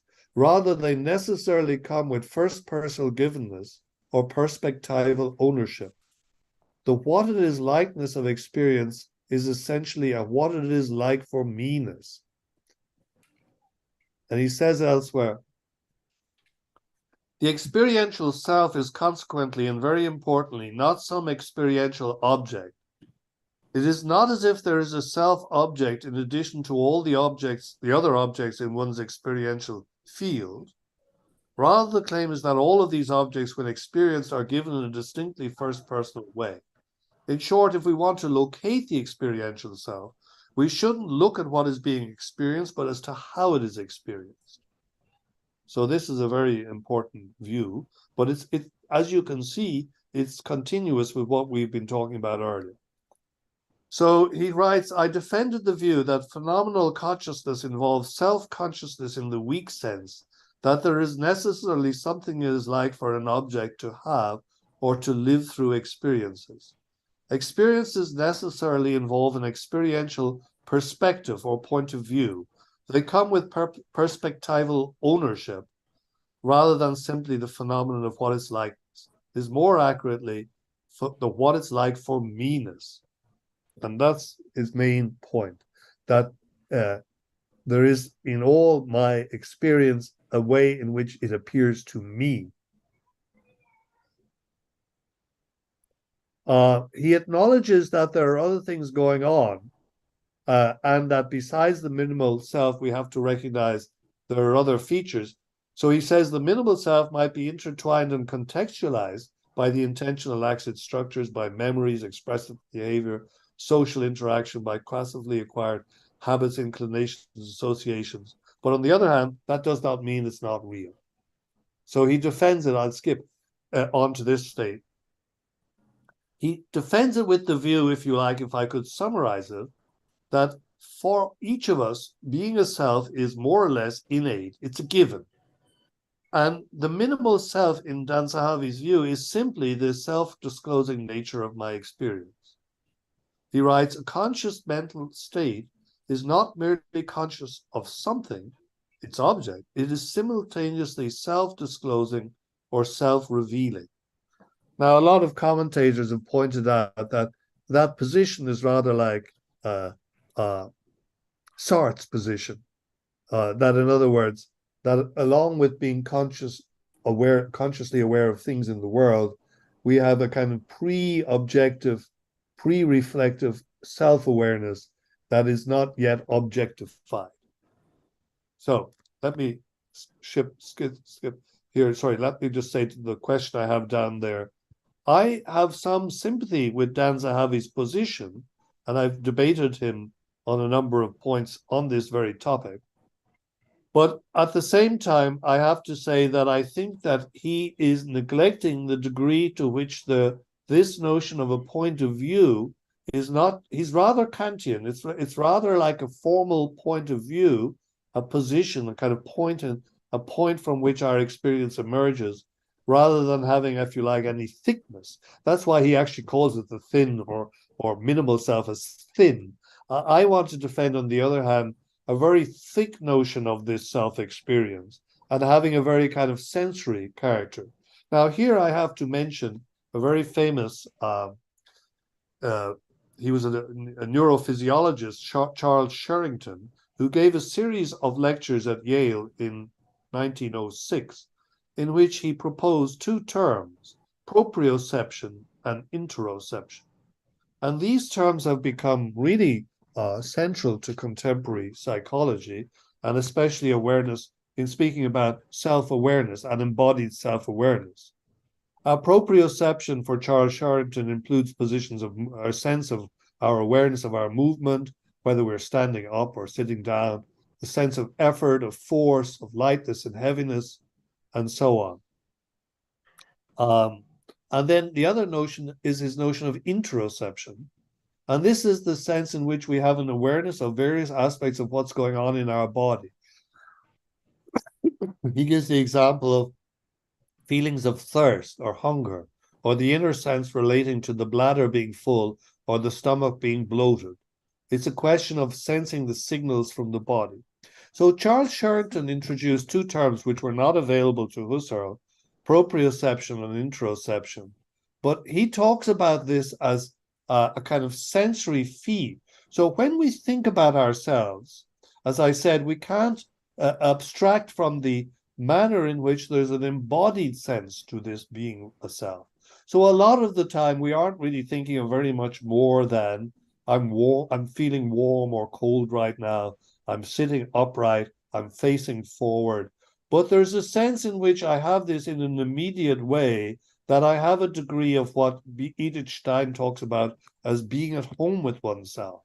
I have a sense of being, if you like, and we say this is even especially true of very great athletes, a sense of being in tune with your body, so that you are in a sense of wholeness, fullness or integrity.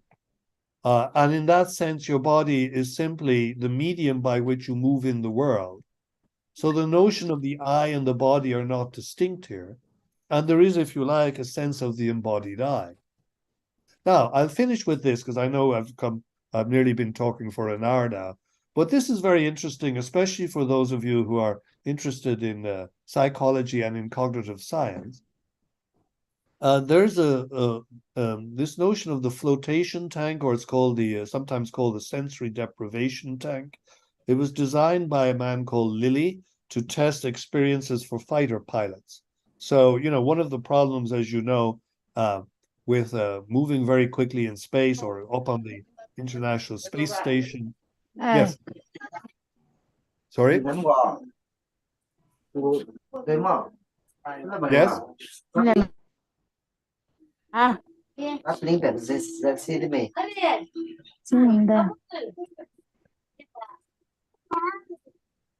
I'm sorry, do I have 5 more minutes or?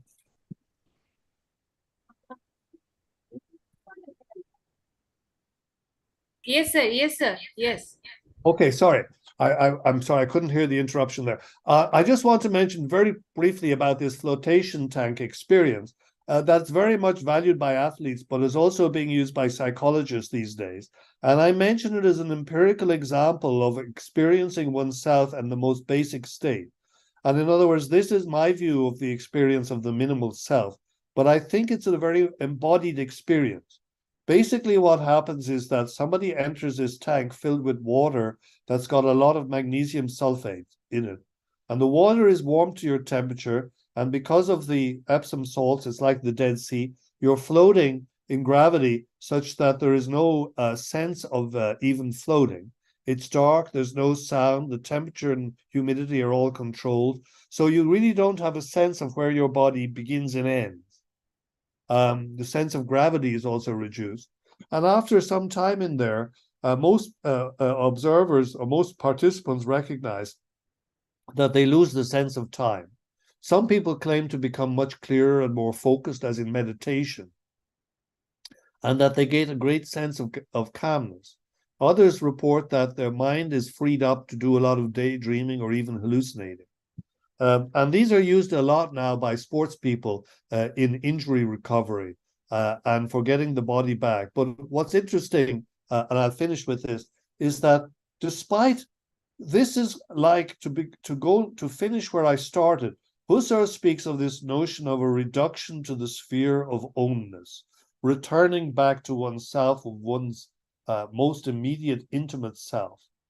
But even in a flotation tank where all external noises and sensory experiences have been shut out, you're still aware of your own breath, or the heart beating, or even the sound of the blood pulsing in your ears. So there is a really deep sense of embodiment still that cannot be completely filtered out. Moreover, I maintain that there is still a sense in which we have some sense of bodily control, because one of the things in the commercial flotation tanks, people are afraid of getting claustrophobia. So there's always a switch that you're told you can use to let you out of the tank, or to switch on the light or whatever.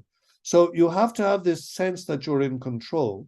So what I'm going back to is this idea that in the very sense of being a self, there's a lot more to it than previously people have recognized. And it's not just about forming decisions and thoughts in the purely rational way. It's about a sense of sensory continuity, of embodied freedom, as it were, and of autonomy, which is very, very deep. So that the basic notion of consciousness and the notion of freedom are very intimately interconnected.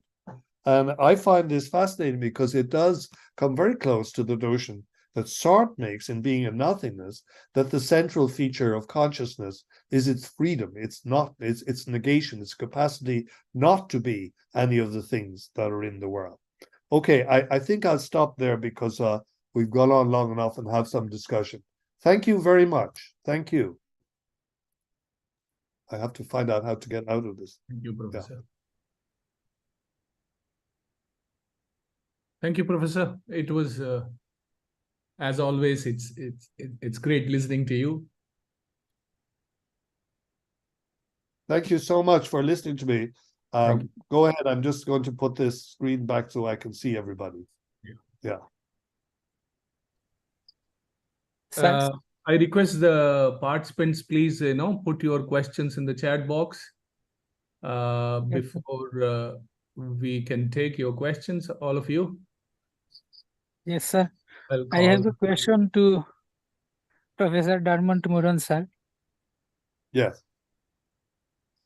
Sir, my question is that what is the difference between Husserl's transcendental subject and Dan Zahabi's minimal self? Right. That's a difficult question because one of the things I didn't talk about in this discussion is a distinction that is introduced by Kant and is developed by Husserl between what we call the empirical self and the transcendental self. And this notion is problematic. The idea is that normally we are in the empirical selves, we are, if you like, unaware of our self. We are just involved in the world. This is what Husserl describes as being in the natural attitude. And for Husserl, it requires a change of attitude and some kind of bracketing to break free of the natural attitude and to get a stance on my attitude, which is the transcendental attitude. So the transcendental attitude for Husserl is a kind of point of view on which I examine my everyday life. So it's a kind of non-committed point of view, shall I say, because we kind of are just become observers of our own experience. And for Husserl, this required a lot of training for us to abstract ourselves from our own interests and our own preoccupations and achieve a kind of transcendental look on ourselves. And I think Dan Zahavi's notion of the minimal self more or less belongs within the notion of this everyday self, the natural attitude self, that all within the natural attitude self, there is a thin layer of self-awareness. That's what he's saying.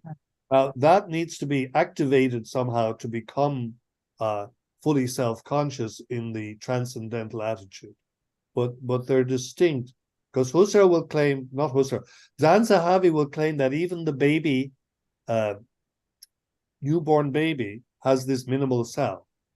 Yes. Has already got a self, an experience that's self-oriented, if you like. Yes, sir. Dr. Shailendra, you have a question? Thank you, sir. Make it brief. Yes. Good Thank you very much. evening, Professor Moran. My question is to you. I don't know whether how much it is a valid question at this moment, but may I know that bracketing, the Husserlian method of bracketing and yogic method of chitte vritti nirodha, can we equate these two notions? Well, I don't know. Is the say the straightforward answer? I don't know. I do think that I have stayed here in this presentation solely within, if you like, the Western way of thinking about the self. And of course, there are parallels with other views. The notion of the bracketing is Husserl himself took the word epoche, which was a Greek word, which came from the Greek skeptics. And for the Greek skeptics, the idea was don't become committed to a viewpoint, but if you like, extract your own level of commitment. So, you know, you can say, well, people say that the world is in great threat of nuclear, but you don't endorse this position and you don't reject it. You just treat it as in brackets, as it were. Husserl also was a mathematician, and he thought of the notion of putting a phrase in brackets in a mathematical equation means that you don't do anything with it. You put it in a little box, as it were, and then you can move it around without getting too attached to it.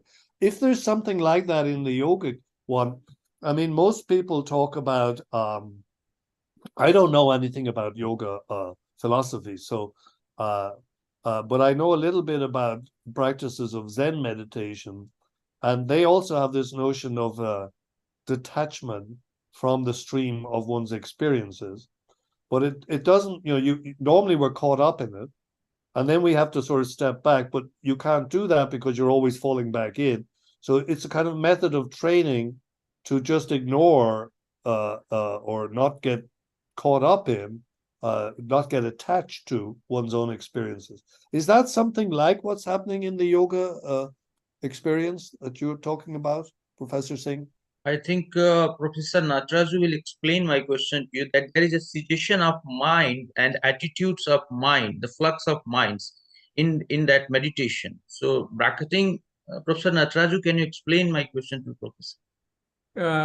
Professor, this is Nataraju. I teach at JNU, Jawaharlal Nehru University, Philosophy Department. Good to see you, Professor. No, I mean, this tradition speaks about, in the sense of a vritti, in the sense of reaching out of the mind to objects outside. The reaching out is pretty old. I mean, it's a 2,000-year-old concept that mind reaches out to objects that are external to itself and takes their form. That's a basic theory. And then, of controlling those reaching out mechanism of the mind is what they called as chitta vritti nirodha. But they go a step further.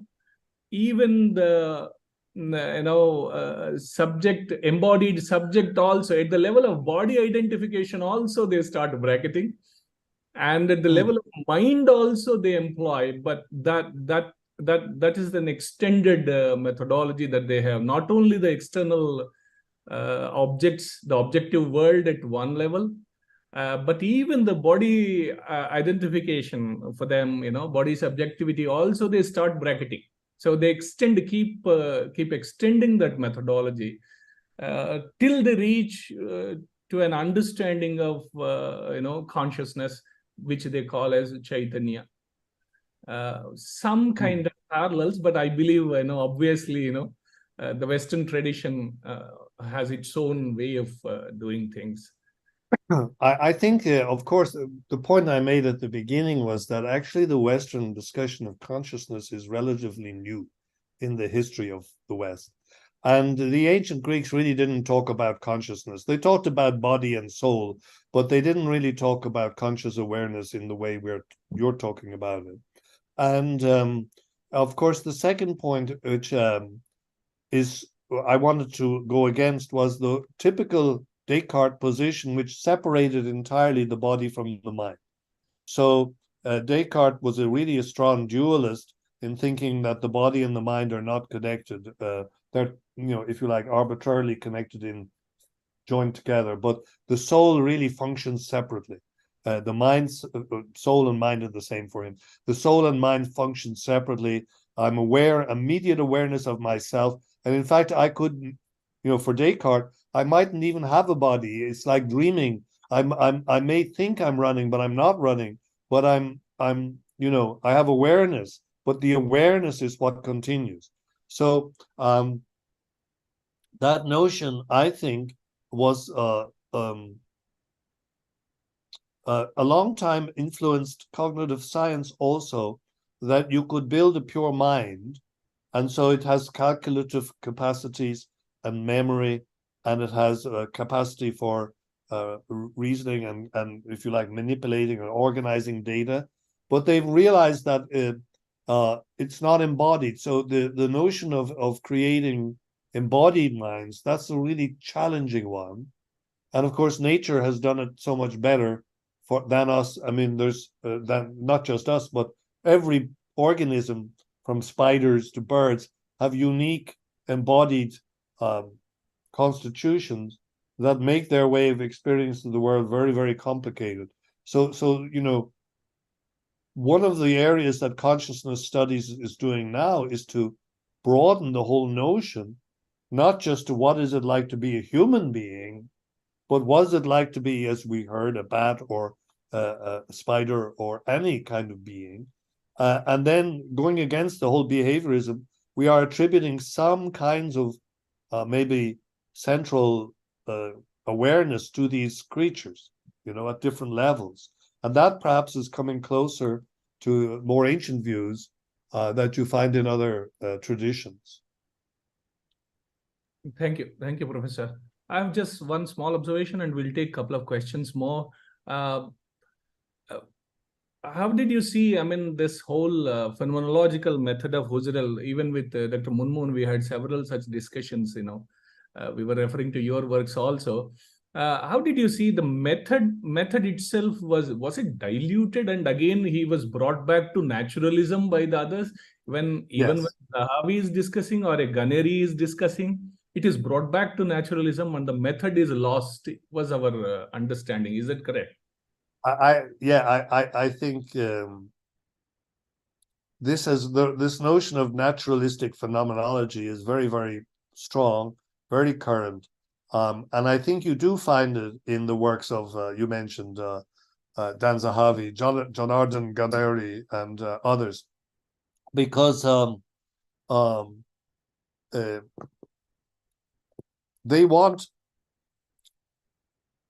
they think the opposite is, if you like, a kind of spiritualism. And so in order to be scientific, you have to integrate consciousness into science. That's why David Chalmers, who's another naturalist, he thinks of this as what he calls the hard problem. The hard problem of consciousness is, how does consciousness fit in the network of the natural scientific explanation? And for too long, it was seen as something magical or mysterious or outside the realm of explanation. Well, I think that the traditional Husserl especially was anti-naturalist. He really wanted to claim that you cannot treat consciousness, as he says, like a part of the world, a bit of the world. It is really, we heard this in the last talk, it's more like that there wouldn't be an experience of world at all without consciousness. So if anything, Husserl was very clearly an idealist, transcendental idealist, in thinking that the very notion of a world is a world for a consciousness. So as I mentioned, I didn't have any discussion of it, but I did mention that Husserl himself thinks that not only do I have awareness of me as an individual and awareness of you through empathy, but I have a kind of background awareness of the whole world.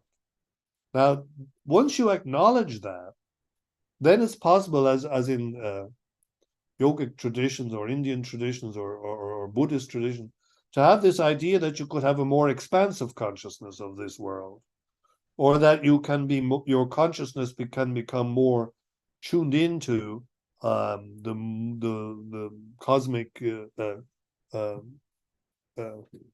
background that we are all belonging to. However, the move to naturalism has been very strong, and I think it really started with Merleau-Ponty in phenomenology, because he emphasizes the strength of our embodiment so much that we're also located in this time, this part of history, in this culture with these parents and so on. My consciousness is so explicitly connected to this temporal period.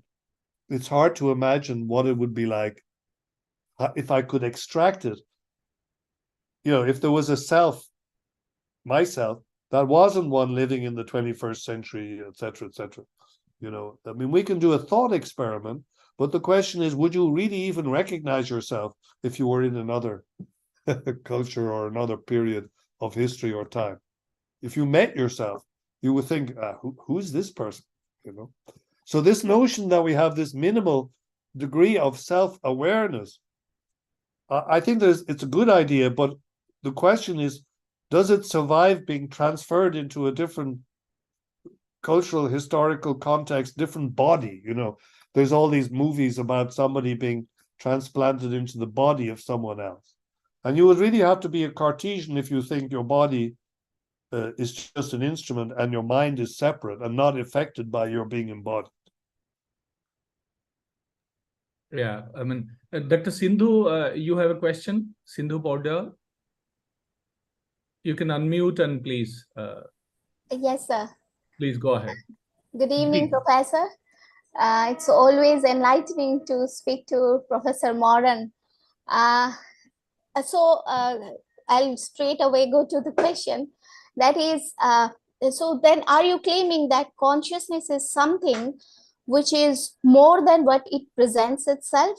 One, and that's what the last part of your lecture was. And then in that case, the social self or the cultural self, which all rest of the phenomenologists except Husserl were claiming, so that's a very confined and a very reductionist way of talking about consciousness. Even for that matter, Heidegger, or even say Levinas, or to Derrida.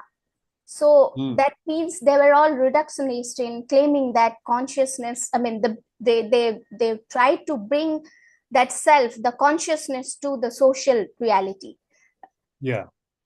No, thank you. A very good question. I mean,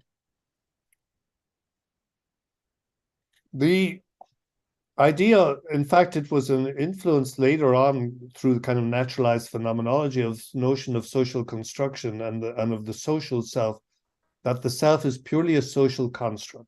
This is a very common view today in culture, especially sociology, really has accepted this view. There was a book by Berger and Luckban, The Social Construction of Reality. And that really wants to claim that everything is a social construct. And I think that what Husserl and indeed Shaler, if we go back to that initial quotation I had from Shaler, is saying is that, yes, we do have social roles. I'm a father, I'm a professor, I'm a middle-class educated person, I'm from Ireland, so that gives me, I'm a native English speaker, I'm a Catholic religion, and so on. There are many aspects of me that are formed by my participation or involvement in the social world. But the idea that makes you up totally means that there's really no self at all. There's just this socially constructed self. And unfortunately, that's become a very, not just popular, but it's almost like a dogma now. And I think that Husserl's view was much more subtle and complicated, that there has to be a kind of minimal or core self, like Zahavi is talking about, that remains the same, and that to which these other social selves, social roles attach. But also that there are certain aspects you can never change, like I could never sing. I was never a good musician. And I think, to be honest, I think I don't have a singer's voice.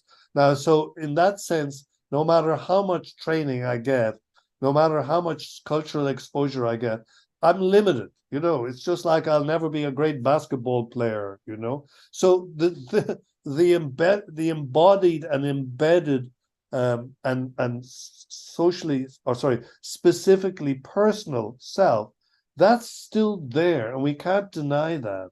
And in fact, the uniqueness of each individual is a core point here, that we're not interchangeable. We can't just put anyone into some social role, that there are limits to that. So I do think that the move to make everything somehow a feature of language or of socialization and culture, I think that's wrong. And I think that we need to protect some of these things very carefully. And of course there's larger debates about this all the time now, but I think that in the tension is found also even in the phenomenologies between those who moved more. Foucault and others were one of his criticisms of phenomenology is he thought it was too much a science of consciousness, and that in fact the structures of social forces and power structures in our culture have much more significance and need to be given more emphasis. And I think, well, we need to have a balance. That's my view. So that's fair enough then. Thank you. Thank you so much, Professor. Thank you, Professor. Do you have a couple of minutes for one more question, or shall we? Yes, please. We can have one more question. It's fine. Thank you. It's morning time here. It's in the chat box, and it says, how do we This is from Mahadev.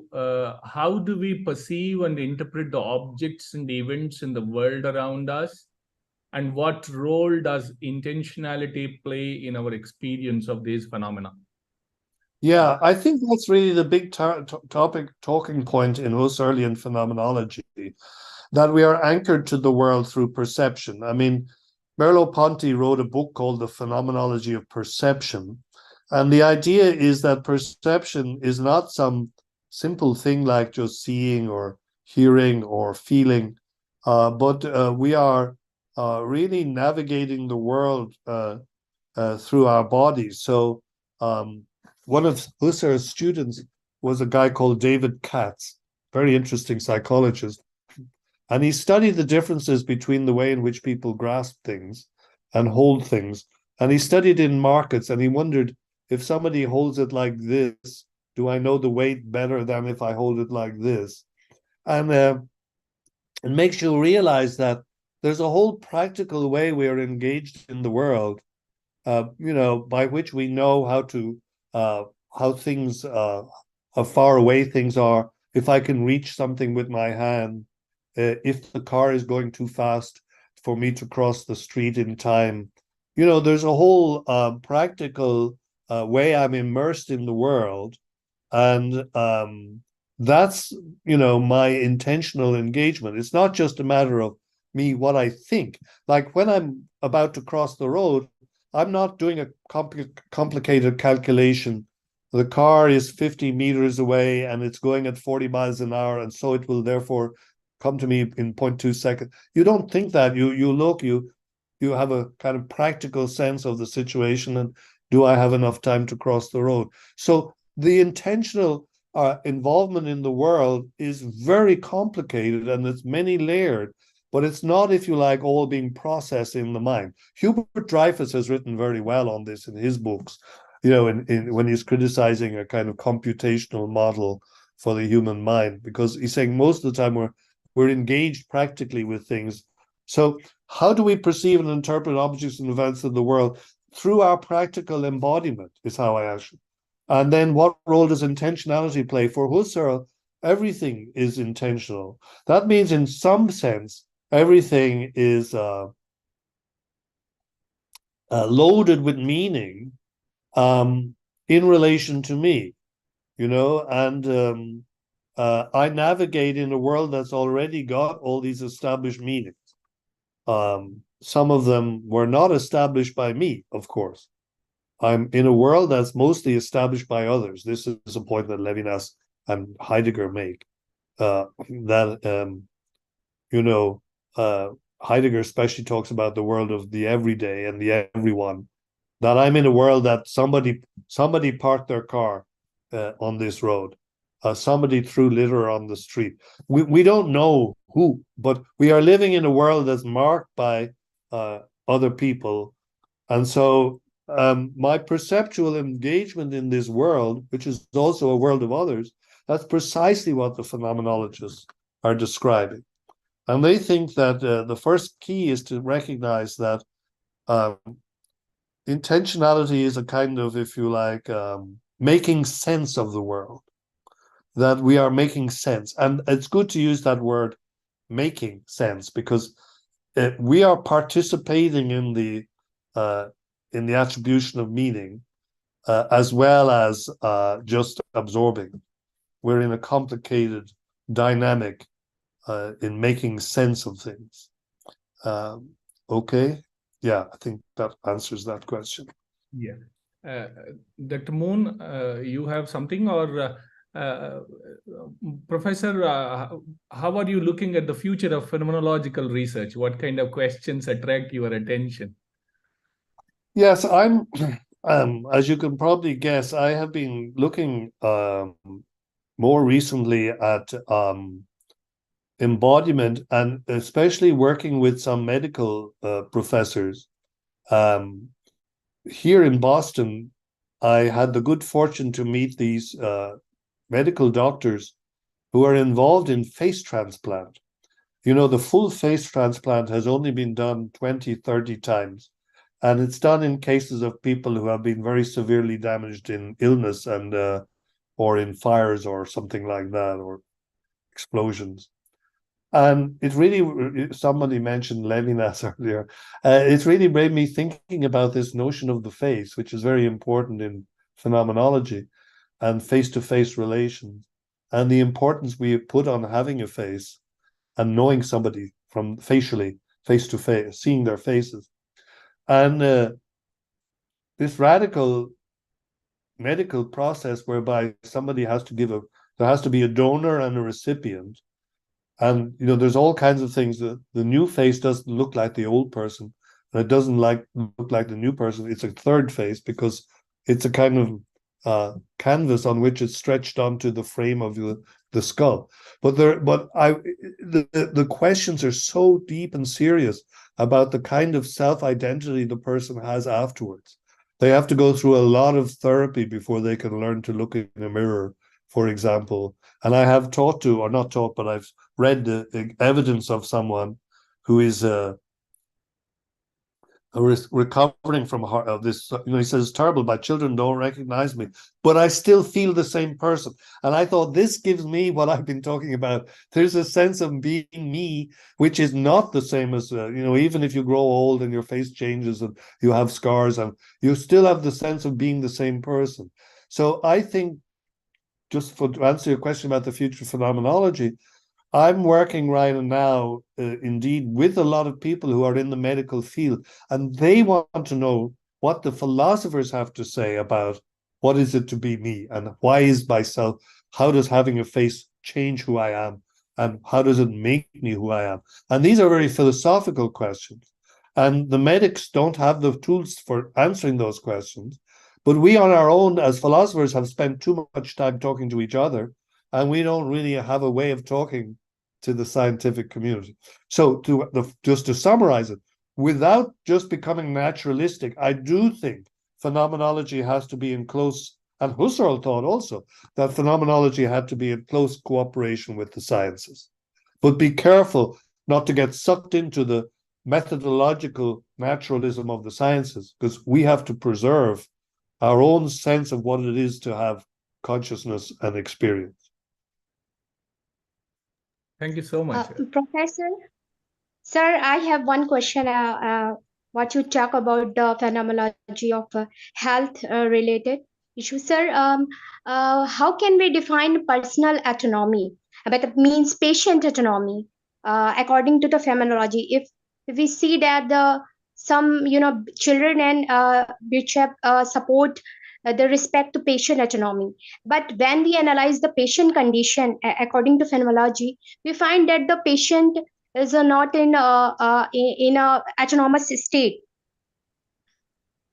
If you see that there is a two type of a kingdom.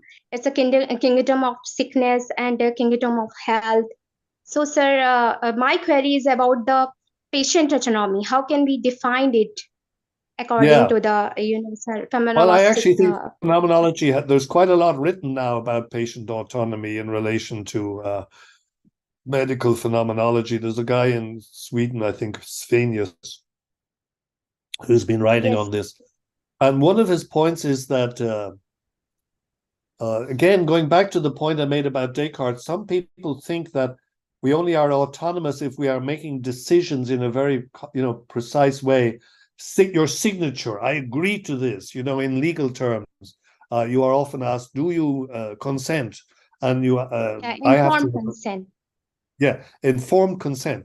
And you explain the whole thing, but nobody fully understands. It's like when you are, it's much more likely that you do this as a ritual, as you do when you download a new app on your phone and there's a long set of conditions and you tick, do you consent? Nobody really reads them. So you don't really have informed consent about what you've agreed to.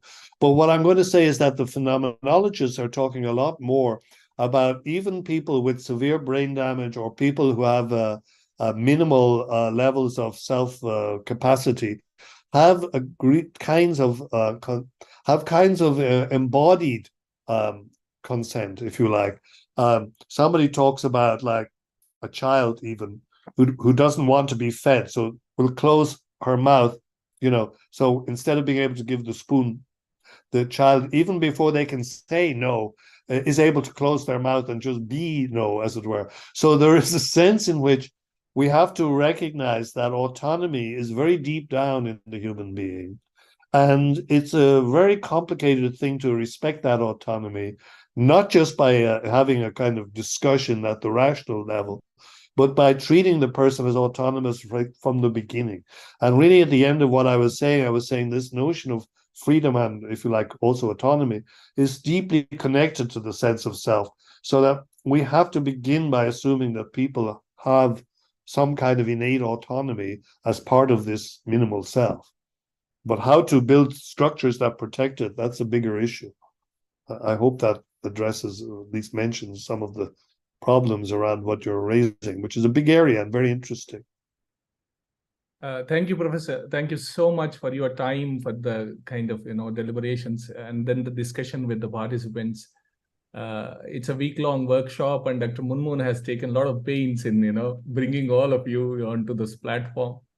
And would love to host you at Jawaharlal Nehru University.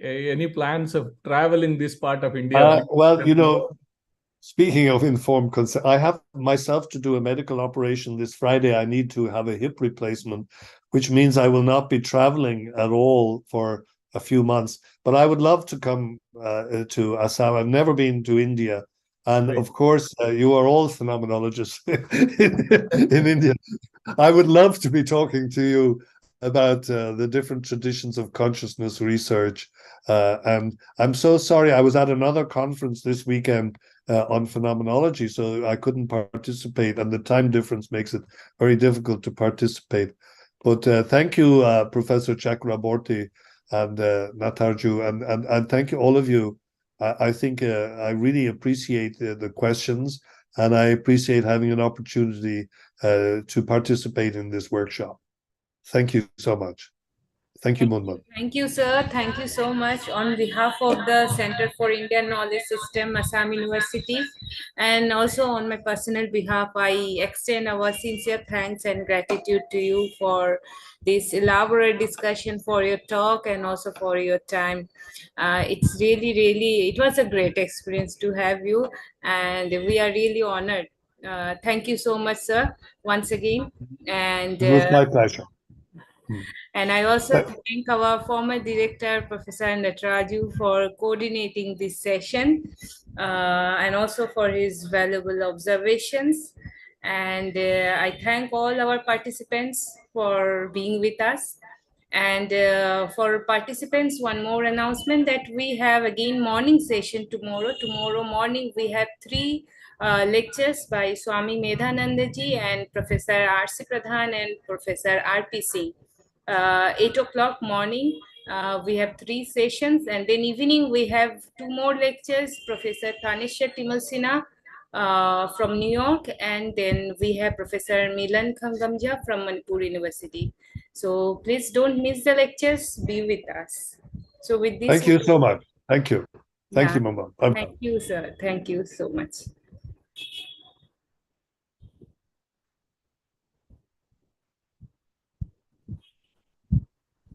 Thank you, Dr. Munmun. Thank you, madam. Thank you, madam. I'm very sorry that I couldn't give you that name. I saw every time when I saw you, I mean, I remember, oh, you asked me that book's name. I think.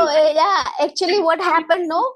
I was traveling at that time, so some bit of the lecture I missed, and then I didn't have anything to write. I was just listening. Okay, I think the title was Mind. I see. Yeah. The title was Mind, but anyways, you can listen all the lectures now. Okay, so it's in YouTube, right? Yeah. And we are also sharing it in our group. So you can listen all the lectures. Yeah, thank you so much. Thank you, madam, for being with us. Thank you so much. And I thank all other participants also. Tomorrow morning we have early morning session. I mean, it's because Swami Medhanandaji cannot come in the evening, so for his convenience, we have to fix the schedule. So he gave us the time that 7:30 or 8 o'clock in the day. So I said, okay, 8 o'clock morning will be there. So early morning class, it's like like a morning. It's a morning class. Yes. Getting up early and attending the lectures. It's very Yeah. good. Today, Yeah. actually, I thought of attending Professor Pradhan's lecture as well, but then I had some other work I had to go to for some doctor appointment, so I Yes. couldn't. Yeah. So you can listen the lectures. We Yeah, are, later maybe. Yes. and tomorrow morning again, sir is coming. Yes, yes. I saw it. Yes. Yeah, Thank tomorrow. you so much. Thank It's you, such madam. it's such a great thing to listen to Professor Moran. Yes. Yeah. Yeah. Okay. Thank you, madam. Good night. Okay. to Good everyone. night. Thank you. Hello, Shailendra ji. You are just listening and then smiling. Yeah. I don't know you, Dr. Shailendra ji, but through this workshop, I got the chance to again know you. It's really great to be in this workshop, and it's a brainstorming session we received. What could I say? Just thank you. Thank you so much. So well organized, very much to the core of the concept. Exactly. Okay, then see you then tomorrow. See you tomorrow, everyone. Yes. I think Dr. Nanglen have to catch that picture. Today is not. Dr. Nonglen, are you there? Yes, ma'am. Dr. Nonglen, yeah. Have you? Hi, Nonglen. Hi, ma'am. Nonglen is silently working. I mean, I he is know. so Yes. supportive. Nonglen I have to and fix up all those.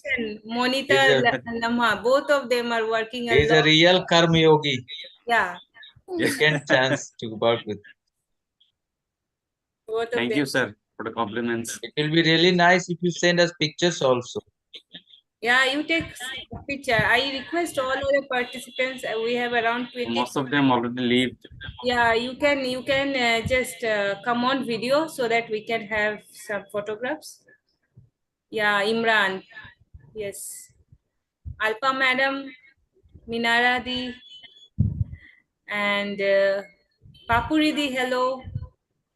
Sitaj madam. Ah, lovely. Yeah. If we do not open the video, no, it's like, speaking to machine. It's Yeah. become too much transcendental. It's not transcendent, it's post-human. That too transhuman. In post-human, it's transhuman. So Nonglen? Yes, ma'am. It's done. Thank you. Yeah. Okay. Thank you so much, Nonglen. I also became one Thank of you, the ma'am. participants. Sorry. Yeah, you are both speaker and participants.